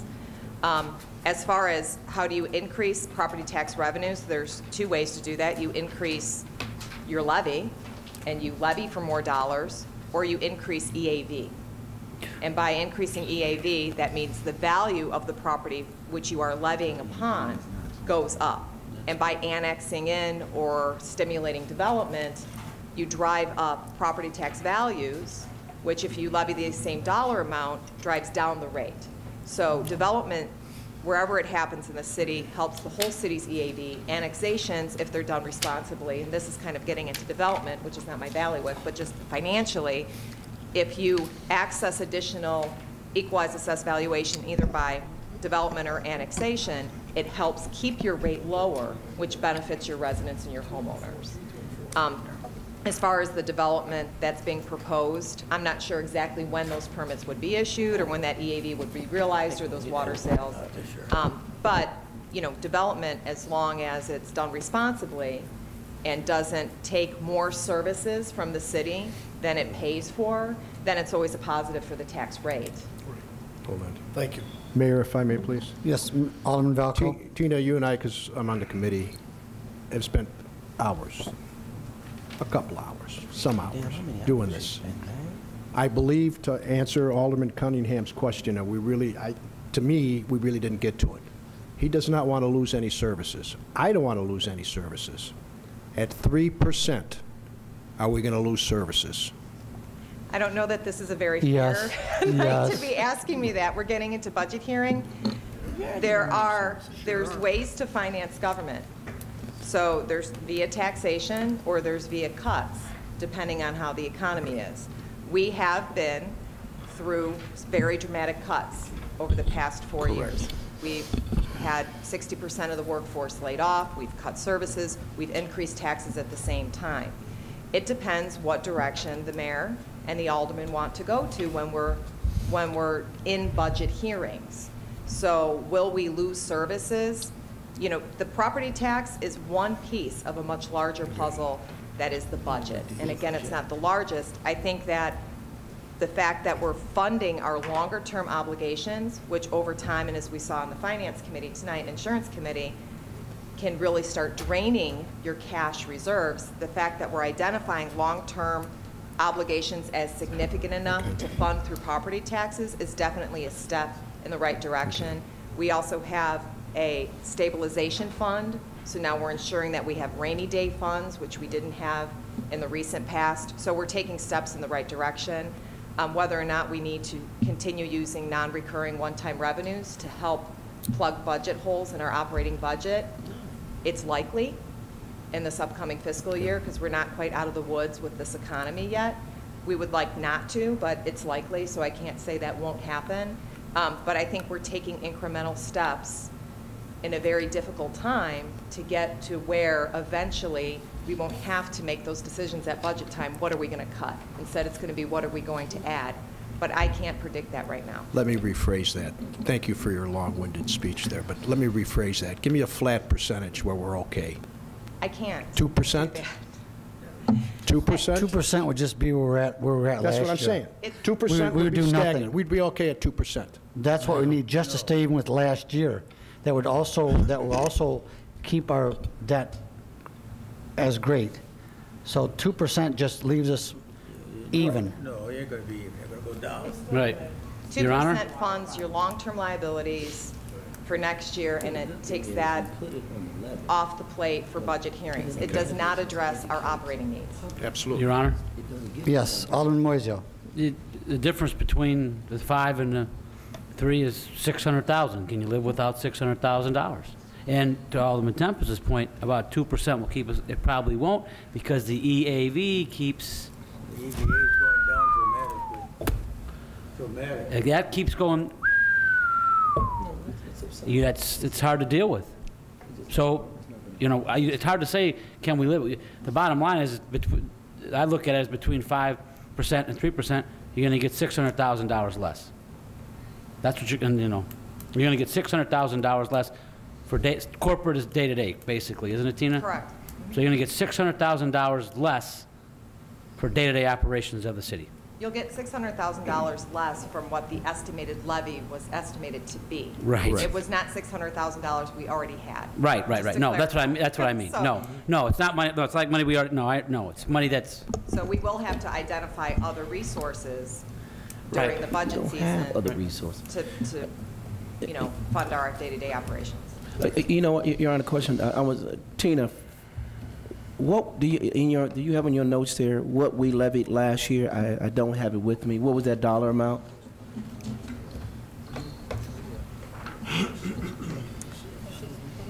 Our total aggregate levying, which does not include the bonded debt, was $19.9 million. Including debt was $31.2. So 19. I'm rounding up. So apples to apples, what you're looking at is the aggregate levy. It's about $2 Tonight, million increase. 19.9 million was last year's aggregate levy. So you're looking about a $2 million increase. Mhm. On a $2 million increase using the 3%. 3% overall. Overall, using the 5%, using the 4%, it's about the same. I mean, yeah. So the 3% is a $2 million overall. Even with the 5%, you're still about 2.2, maybe. I don't have my calculator. It's a little less than 2 million. Yeah, a little less than 2 million. And to Alderman Valco's point, can we get by? And it's unfortunate right now because we don't know what some of the things that the department heads really have on their agendas and things like that in order to answer that accurately. But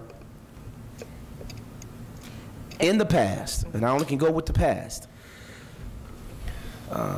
when those cuts come, they tend to cut some of the needed services that these wards, particularly some of the older wards, need in order, you know, to get by on a day-to-day basis.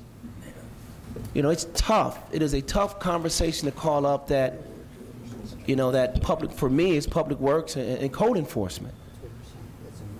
I need them more heavily than other wards do, and I understand that. It is what it is.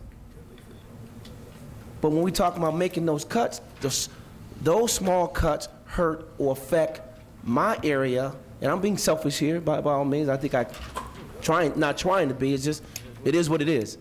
It'll hurt me more so than anything. So I'd rather have those resources available, and if need be, we can then somehow abate that. And I know that abate is most people know what that means, but that means giving those monies back on the tax roll.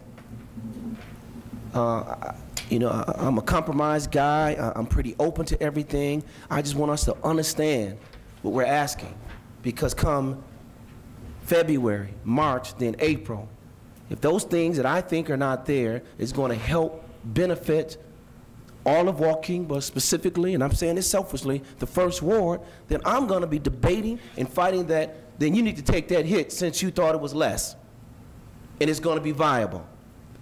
That's all I'm saying. I know what I've been through in the past. I understand that. I don't want to go through it in the future. And this is the time to hash those things out. That's my piece, and I rest. Just to put the overall revenue sources in perspective, and the property tax levy is very important. And we have used it to fund operations in the past. Just to put it in perspective, the general fund total revenues are $55 million. The portion of the property tax levy that ends up in the general fund, which would be corporate, IMRF, police pension, and fire pension, is $11 million. So $34 million comes from other taxes that aren't property taxes: sales tax, income tax, use tax, food and beverage tax. So it is important, but it is not the only element that goes into funding our general fund budget. She's trying to sell it. Alderman May. Yeah, I just want to confirm. So Tina, last year, or reiterate, we had a zero corporate levy. Correct. And we had a zero IMRF levy. Correct. So now we're proposing to break out IMRF, we're levying for it, plus we're going to put some money in the corporate levy, which we didn't do last year. So there are significant differences thanks to saving $1 million on our garbage contract by bringing our bond, by the lowering of our bond debt. So we're able to shuffle some of the money. I mean, but now we're paying back those grants and stuff. So I mean, last year we had zero corporate levy, and the IMRF was paid out of the general fund. And now we're busting out the IMRF and putting some money into the corporate levy. So the way I see it, we are in a slightly better position than last year with a 2% or a 3% increase. No, you're not. We still paid it, though. Any further discussion? If not, I got something You can to say. argue. Alderman Beedling. I was the brave soul that made a motion for a 21% tax levy last year because our infrastructure is crumbling, and Alderman Cunningham is exactly right. We shouldn't be taking money out of our water enterprise fund when we have 100-year-old water main infrastructure in this community with literally hundreds of patches on it. Costs X amount of dollars to run a government. We have fixed costs. We have an 85% unionized workforce. Their contracts are guaranteed through the state constitution. And those are fixed costs. In my opinion, I think we need to have a community forum and educate the public what exactly our costs are, what we can do, what we need in infrastructure. After this winter's over, if we have a lot of freeze and thaws with all the snow, our roads aren't going to be in very good shape at all. They're already in bad shape. Would you rather put your money in car repairs and suspension repairs, or would you rather repave the streets? I don't know. To me, I don't worry about, well, I worry about raising taxes, but we have to maintain our infrastructure. For the tax man to come in here and complain about raising any more than 5%, when the state of Illinois has more governing taxing bodies than any other state. Most states don't even have township government. Call him the tax man. Well, he's a tax assessor. He does raise your assessed valuation, so I think he does raise our taxes. my opinion, but at some point, we have to address our infrastructure here, and we're not going to pave any streets again next year. So, there it is. Thank you. Your Honor. Your Honor, real quick. Tina, the difference between, on 3%, what's the average of a 100,000, do we have those numbers? Sure. For a $150,000 market value home, and I am assuming a 10% decline Again. in EAV, that would be the city's portion of the tax bill. Last year would have been $1,400, and with a 3% overall increase would be $1,600. So that would be a $200 increase for a $150,000 home. What about the 5%? It would go from 14 to 233. Yep. It would be an extra $30 for a $150,000 home. It would go up to $230, so it would be $30 above your 3% You're talking option. about at the 3%, it's $200. At 5%, it's $230. 233. Yeah, 230. One more thing. We're $95 million in debt in this community. I don't think we should be borrowing money to pave our streets. At some point, we got to start paying cash and pay the debt down. Thank you. Is there any further discussion? If not, I will entertain, the motion's been made by Alderman Valco, second by Alderman Newsom, to amend the motion from a 5% to a 3% increase in the tax levy. Roll call, please, Mr. Clerk. Alderman Cunningham. No. Alderman Conken. No. Alderman Moiseo. No. Alderman Beedling. No. Alderman Newsom. Aye. Alderman Tempass. No. Alderman May. Aye. Alderman Valco. Aye. Alderman Rivera. I'll say aye just to amend. Okay, motion failed. Failed, Your Honor. Motion failed. Alderman Valco, would you like to present another motion? 4%? That's a compromise. Yes, sir. Bill? We'll do the 4%. That'll be my... Okay, motion by Alderman Valco to amend the motion from a 4%, from a 5% tax levy increase to a 4% tax levy increase. Motion by Alderman Valco, second by Alderman Tempass. If I can read it, let me read it how it's amended first, please. That would, on the 4%, it would, corporate purposes would go from 862,000 even to 550,000 even. And the subtotal off of the general fund would go from 11,684,000 even to 11,372,000 even. On your handout there, we've got an extra zero. So it's 11,372,000 even. The library, the garbage collection stays the same. So we're talking about from the grand total of the taxes levied from $21,998,490 to $21,686,490. $686,490. I apologize. That's 4%. Mr. Clerk, a roll call on the amendment as presented. If I may Did we get a comment. second? I'm sorry, Alderman If I Tempass. may comment, motion. Alderman The motion previous lost by one vote. I really like to compromise as an alderman. Some wanted 5, they wanted 3. That's why I presented a 4%, said I would support a 4%. I think the city needs it. I think it needs it badly.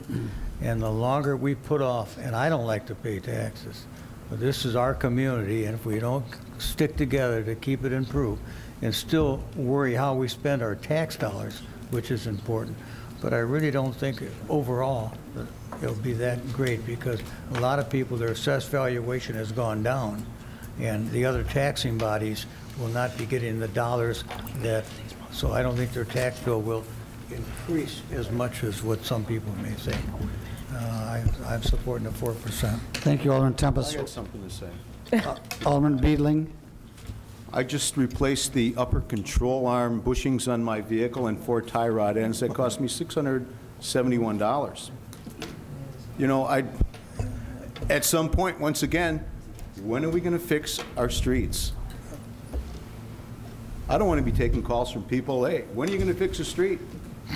As far as I'm concerned, the street I live on can go last, and I'm sure my neighbors would hate to hear that, but it's got a lot of cancer on it. It's been patched, and I'm sure by the end of the winter season, all those pothole patches are all going to be laying on people's parkways. Thank you. Mr. Clerk, a roll call on the motion to amend. Okay, this is for 4%, Mayor. 4%. Yes, sir. Just to amend? To amend to 4%. Alderman Cunningham. As a gesture to the alderman with the 3% and understanding where he's at with his constituency base, it looks like he's compromised and understanding where I'm at with my constituency base, my vote is aye. And thank you, Alderman. Alderman Conkin. Aye. Alderman Moiseo. Aye. Alderman Beedling. No. Alderman Newsom. Aye. Alderman Tempass. Aye. Alderman May. Aye. Alderman Valco. Aye. Alderman Rivera. I'll vote aye to amend. Now the motion will be to increase the tax levy by 4%. Motion by Alderman Valco. Second. Seconded by Alderman Cunningham. Roll call, please, Mr. Clerk. Alderman Cunningham. Aye. Alderman Conkin. Aye. Alderman Moiseo. Aye. Alderman Beedling. Alderman Newsom. Aye. Alderman Tempass. Aye. Alderman May. Aye. Alderman Valco. Aye. Alderman Rivera. I'm going to vote no, and here's the reason why I'm voting no. You're looking at, what, Tina, 199, what is the increase per $150,000 home? What was that increase again? $230. 233 for... No, 233. Now, in my ward, you know, you're looking at million-dollar homes. You know, that's a huge increase, not only just on River Road, but on Old Plain Road as well. Now, everything that's been on this agenda in regards to development, you know, I'll support. But to ask my constituents out there for another tax increase, I can't do it. It's unacceptable. Get it anyway. So that's the reason why I'm voting no. I understand, you know, the tax levies with the library. I support the library, but I just have to look in regards to the rest of the ward out west. I can't support that, so I vote no. Thank you. It passes. Item B, approval of ordinance abating a portion of a 2013 tax levy for the payment of principal and interest on a $1,675,000 taxable general obligation bond, increment bond series 2012B, Woodland Foods Project. Motion by Alderman Valco, seconded by Alderman Newsom. Roll call, please, Mr. Clerk. Alderman Cunningham. Aye. Maybe not. Alderman Conkin. Aye. Alderman Moiseo. Aye. Alderman Beedling. No. Alderman Newsom. Aye. Alderman Tempass. Aye. Alderman May. Aye. Alderman Valco. Aye. Alderman Rivera. Aye. Item C, adopt an ordinance of the City of Waukegan, Lake County, Illinois, approving a tax increment redevelopment plan and redevelopment project for the North Lakefront Tift redevelopment project area. Motion by Alderman May, second by Alderman Tempass. Roll call, please, Mr. Clerk. Alderman Cunningham. Aye. Alderman Conkin. Aye. Alderman Moiseo. Aye. Alderman Beedling. Aye. Alderman Newsom. Aye. Alderman Tempass. Aye. Alderman May. Aye. Alderman Valco. Aye. Alderman Rivera. Aye. Passes, Mayor. Item D, adopt an ordinance of the City of Waukegan, Lake County, Illinois, designating the North Lakefront Tift redevelopment project area of said city a redevelopment project area pursuant to the Tax Increment Allocation Redevelopment Act. Motion by Alderman Tempest, second by Alderman May. Roll call, please, Mr. Clerk. What is this? Alderman Cunningham. Aye. Alderman Conken. Aye. Alderman Moiseo. Alderman Beedling. Aye. Alderman Newsom. Aye. Alderman Tempest. Aye. Alderman May. Alderman Valco. Aye. Alderman Rivera. Aye. Passes, Mayor. Item E, adopt an ordinance of the City of Waukegan, Lake County, Illinois, adopting tax increment allocation financing for the North Lakefront Tift redevelopment project area. Motion by Alderman May, seconded by Alderman Tempest. Roll call, please, Mr. Clerk. Alderman Cunningham. Aye. Alderman Conken. Aye. Alderman Moiseo. Aye. Alderman Beedling. Alderman Newsom. Aye. Alderman Tempest. Aye. Alderman May. Alderman Valco. Aye. Alderman Rivera. Aye. Passes, Mayor. Item F, adopt an ordinance of the City of Waukegan, Lake County, Illinois, approving a tax increment redevelopment plan and redevelopment project for the downtown lakefront Tift. Motion by Alderman May, seconded by Alderman Tempest. Roll call, please, Mr. Clerk. Alderman Cunningham. Aye. Alderman Conken. Aye. Alderman Moiseo. Aye. Alderman Beedling. Aye. Alderman Newsom. Aye. Alderman Tempest. Aye. Alderman May. Alderman Valco. Aye. Alderman Rivera. Aye. Passes, Mayor. Item G, an ordinance of the City of Waukegan, Lake County, Illinois, designating the downtown lakefront Tift redevelopment project area of said city a redevelopment project area pursuant to the Tax Increment Allocation Redevelopment Act. Motion by Alderman Tempest, second by Alderman May. Roll call, please, Mr. Clerk. Alderman Cunningham. Aye.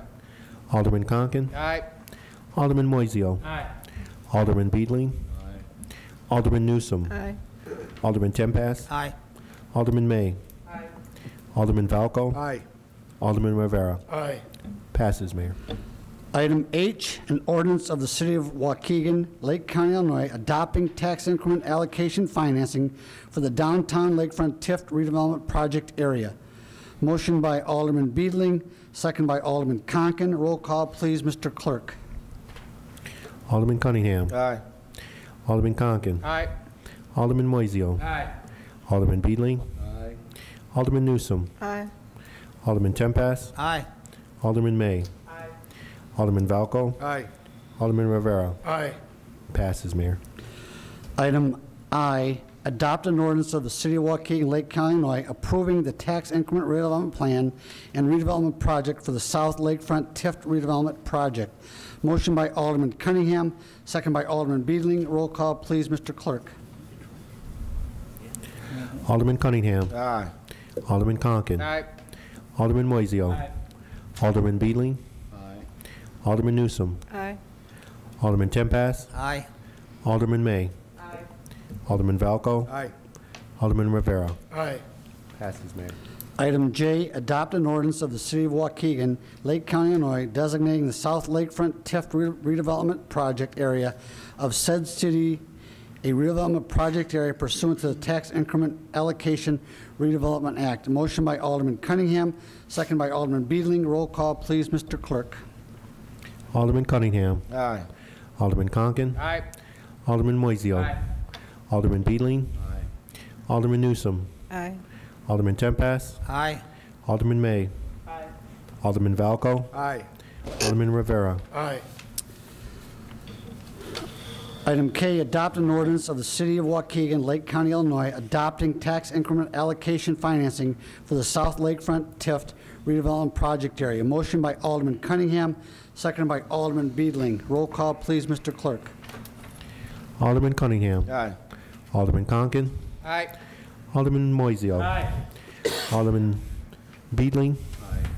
Alderman Newsom. Aye. Alderman Tempest. Aye. Alderman May. Alderman Valco. Aye. Alderman Rivera. Aye. Passes, Mayor.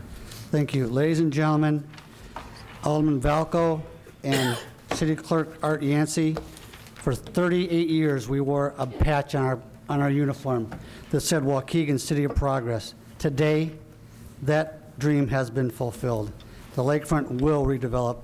John, I expect you to help us through this struggle. Alderman's time, please, Mr. Clerk.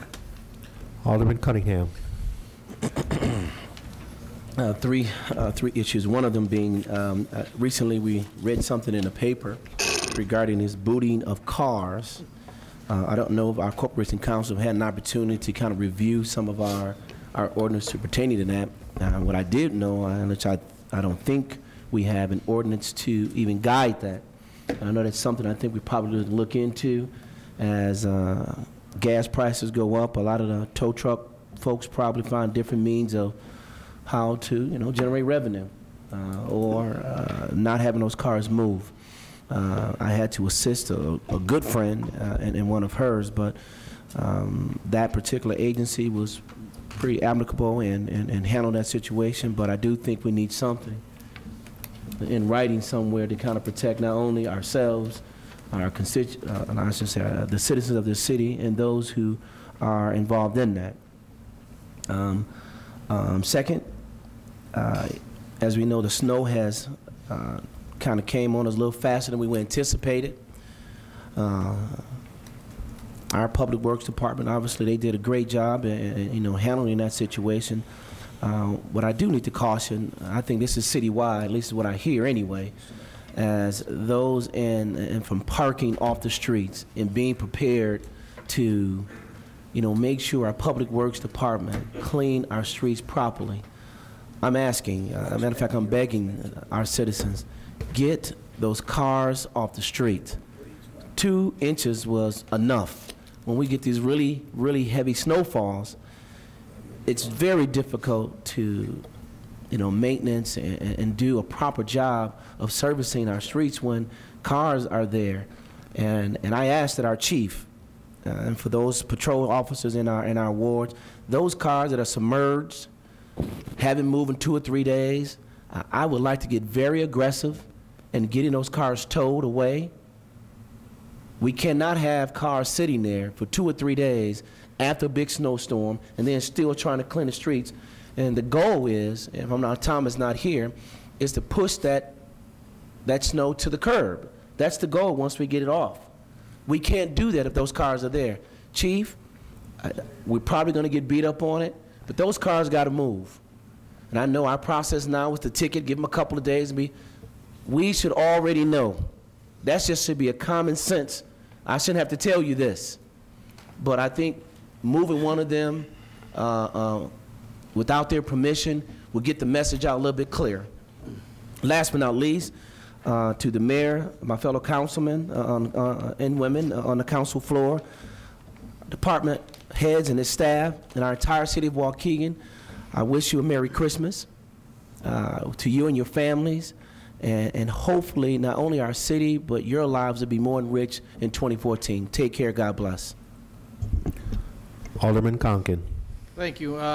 Just to be real quick, I'd like to hop on to what Alderman Cunningham said. I've been getting calls and complaints. Chief, this is something I need you to work on. Alternate parking, I've been getting calls complaining about that. I've also been getting a lot of calls about company and commercial vehicles being parked in the residential neighborhoods. I believe that code enforcement is working on it very hard on the 2nd Ward, and Tony's doing a fine job. But something like the alternate parking at night, Chief, we got to get on that, and that goes right to what Alderman Cunningham said about getting the streets cleaned. Other than that, I also want to send my Merry Christmas wishes to everybody here and to the city of Waukegan. Have a Happy New Year. Please be safe and be careful with the snow on the streets. Thank you. A couple things. Alderman Moiseo. Maybe we need to revisit that old no parking from 2 a.m. to 6 a.m. We've talked about it. Maybe we got to do it. Maybe we've been talking and talking and talking. We haven't revisited it in a while, but maybe that's something we got to figure out. North Chicago does it, I think. I think Gurnee does it. I think Zion does it. So it wouldn't be like it's impossible for us to do it. We need to do that. Real quick about snow removal. I was late because I was coming from a basketball game at East Lake, which is a little Catholic school, and out by Roundout. Terrible out there. Once I hit Waukegan, it's smooth sailing. So that tells you something about our Public Works Department. It was smooth sailing once I got here. And happy holidays to everyone. Alderman Beedling. The booting issue, I'm very familiar with that. The fall of 2011, I received a number of calls from residents that live on Victory, North Victory, specifically just north of Washington Street. Seems there was a lot of parents there to pick up their children. Clothesline Laundry is on the corner. They were parking their cars literally right up to Washington Street. They'd block the gentleman's access to his driveway, the customers. I'd politely ask people to move. I'd show them my business card. Some would give me the finger. Some would look at me as they drove off and give me one of those. Or I'd get a hearty F-U out of them. These aren't all poor, naive people here. You know, the laundromat in particular, I think went with Chicago Parking Management because the same thing that I found out, you ask people to move and they just ignore you. And he's trying to run a business there, and if every day he has regular customers, every day the customers can count on that access to his parking lot is going to be blocked by uncaring parents there to pick up their children who apparently can't walk back and forth to school or can't get on the city bus that's provided that drops them off at a central location so they don't have to walk as far. They're just not going to patronize it at that time. Family Dollar clearly posted, no high school student pickup or drop-off. They got tired of going out in their lot and being ignored, where literally every parking spot was occupied by a parent waiting to pick up their child from Waukegan East Campus High School. Mr. Dahlstrom, who owns the businesses on the south side of Washington Street from the bike path all the way to Jackson, every one of the spots on the west side where the restaurant is occupied, a line of cars solid right from Washington Street winding around the back of his business all the way over to Jackson. And this is what these business people are trying to put up, what they've had to put up with. Property rights are sacred in this country, but these people don't respect other people's property rights. Furthermore, as I walk up and down the street and look at these vehicles that are parked, it's at every school in this community. Let's face the facts. Hyde Park School is near where I live. I walk down the street on Judge in Hyde Park, and I look at the windshields. There's two lines of cars parked more than a block long on Buttrick. There's a lot of cars picking up children without any city stickers in their windshields. There's cars there with city stickers from other communities. There's some cars there with current Waukegan city stickers. So I got a call from the school district security, you know, this is unfair. Well, how is it unfair? It's private property. Would any of these folks like someone parking in their driveway every afternoon for 20 to 30 minutes? Not just a couple of minutes. They're there a good 20 to 30 minutes. So I talked to Judy Masterson. She called me, and I tried to explain to her, you know, why don't you wait until you speak to the business owners and go over there and check it out for yourself in the afternoon and look at what they've had to put up with. The guy on Washington Street had to have somebody come up and construct another gate in the back just to keep people from cutting through there and parking to pick up their children. You know, get on the bus, walk back and forth to school like we used to. I think I said enough on that, and having said that, I want to wish everyone a Merry Christmas and a Happy New Year. Thank you. Alderman Newsom. Thank you. I have a little bit of a different issue with the snow, and I'd like to commend our Public Works Director for doing such a good job. I don't know if Alderman Moiseo has had any calls regarding Garrick, where some of the houses, well, all but 2 houses that sit on Garrick belong in the county. And the plowing that they're doing now, the township or county will plow just a certain portion of the street, one side, and then when it comes to the houses, well, just 2 houses that are in the city, they'll pick up their plow and won't just do those 2 houses. Maybe it's time for us to annex Garrick in. I got so that I got a better suggestion. Annex all. If we annex it in, there ain't no township roads. There's your answer. Annex it all. And I'd like to really thank our Public Works Director, Tom Haggerty, for doing such a good job. We do have 2 streets out there. I have Sherman and Lee Street, which they're doing an excellent job taking care of that. But the other issue with that is that when they do just one side of the street, it's a bus stop, and then the kids will walk there because there's no sidewalks. So the kids will walk on the plowed side, and it's dangerous for them. So that's an issue, but I'd like to thank our Public Works Director for doing the right thing when it comes to the city of Waukegan. And also, I'd like to wish everyone a happy Merry Christmas, Happy New Year, and my prayer is that you are blessed with a happy, healthy, prosperous New Year. Thank you. Alderman Tempest. First of all, thank you, Edie, for those kind remarks. Alderman Mosey brings up a little bit on, and Edie, Alderman Newsom does, in regards to annexation. We should take another look, especially when you have one house completely surrounded. And that does create a problem with the township plowing. Township's responsible for Township Road. The next house is the Waukegan Road. Right. Next house is the Township Road. It just doesn't make sense sometimes that those that are completely surrounded. The last time we went about annexation, we took in everything. It was too big a bite. It's not the way it should be done. It should be done on an individual basis and look at it very thoroughly and talk to the people so there's no surprises. But I think we need to revisit that on a slowed up pace, but a very walkable pace there. You could handle it all. With that, I want to wish everybody a Merry Christmas. I'm glad the River Road thing's behind me. That's probably one of the hardest votes I ever took from my conscience standpoint. What was best for the city, what was best for the area. I'm sure with the ultimatum for a year to look into it, things will work out for the best for the city and for the area out there, because River Road, as I commented in Judiciary Committee meeting, is our jewel, and we need to protect that area. That's our area that we need to grow, and it's our best bet for future revenue coming to the city and future improvements in our community. With that, Mayor, I want to thank you for your willingness to listen to us, call us in, and hear our views and weigh our views. And I thought I know you're behind the scenes on the River Road compromise, and I thought you did a good job, you and your counselor. Thank you very much for your leadership there. Thank you. Alderman May. Thank you.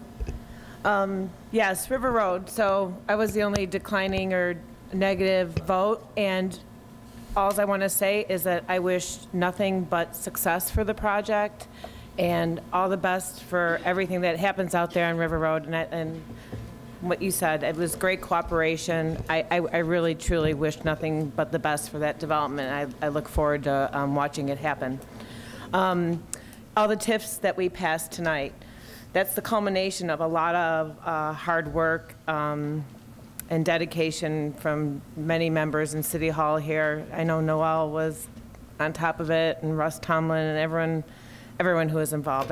If I missed someone, I'm sorry. And we also approved the contract with John Antramian. So we are ripe for development on the lakefront. I'm very, very excited about that. I hope that we market our TIFs. We can use it as a tool to attract developers and business. And then maybe in future years, we won't have the hard decision about every increment that we have to raise the tax levy, and we can stop relying so much on tax dollars. My tax bill goes down every year. I don't petition for it to go down, and I live in a very nice neighborhood, but even with our increases, my tax bill goes down every year because my value is going down. So someone else is bearing the brunt of our tax increases, and those are the homes who aren't suffering as bad of a decline as some of us are. So I pray that we can start getting some development going down on the lakefront, and we can start decreasing our tax levy. And with that, I'd just like to say happy holidays, Merry Christmas, Happy New Year. Thanks. Alderman Valco. Thank you, sir. John, Alderman May said it, and I want to extend my congratulations to you also. Working with us, hopefully you can give us some of your expertise that you had in Kenosha, and you can give us some of that expertise down here. Richard Lee, thank you for coming here this evening, sir. It's nice to see you. Congratulations on what you've accomplished last year, and thank you for that very informative presentation. I know we went over it when we met, but it's better to see it in print so everybody can see it at the same time. For those of you that will be listening at home next week, the Take the Bus, PACE is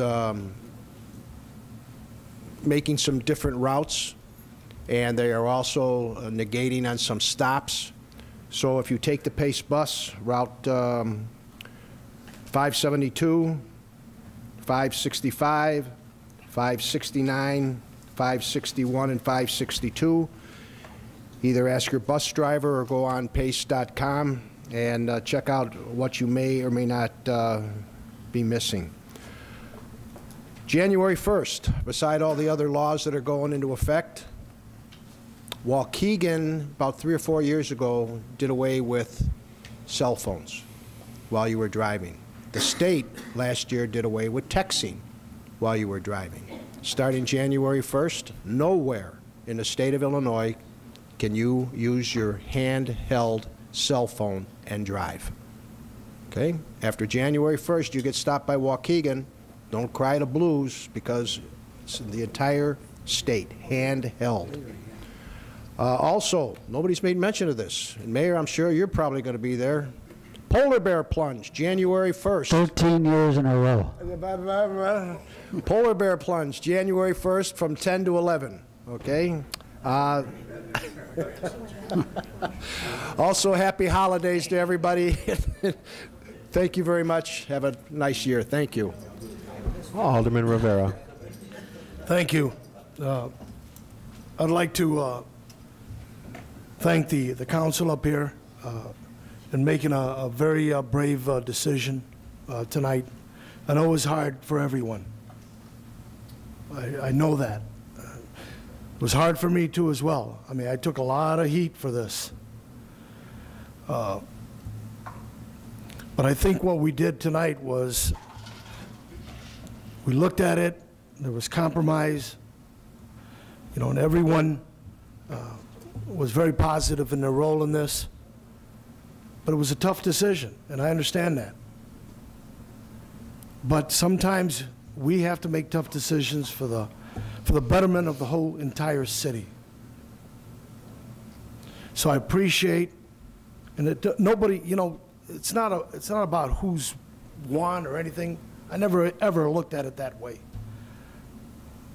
I looked at it in a way that this was going to be something positive for the city of Waukegan, a message that we could send out to the rest of the developing world that, you know, hey, we have a new mayor.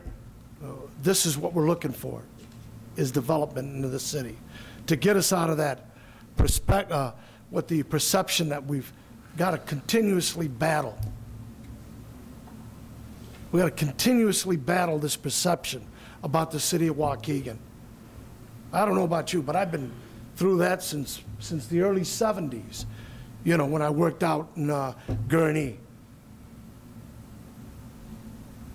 Hearing it from my fellow colleagues, you know, about the city of Waukegan. I think all of us here are very passionate about this town, and we want to see this town progress. So thank you very much. It was brave of you to make a decision like that, and I completely understand how you all feel. I never once came up to any of you to say, hey, listen, this is what I need. This is, you know, can you vote on this way? You guys know that. Guys are intelligent enough to make all the decisions about this project, and you did. So I appreciate that very much. Thank you.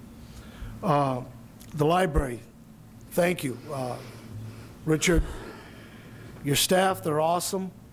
You know, You do a lot for this community. It's important that we teach our young folks, especially, how to read and write so they can become productive citizens.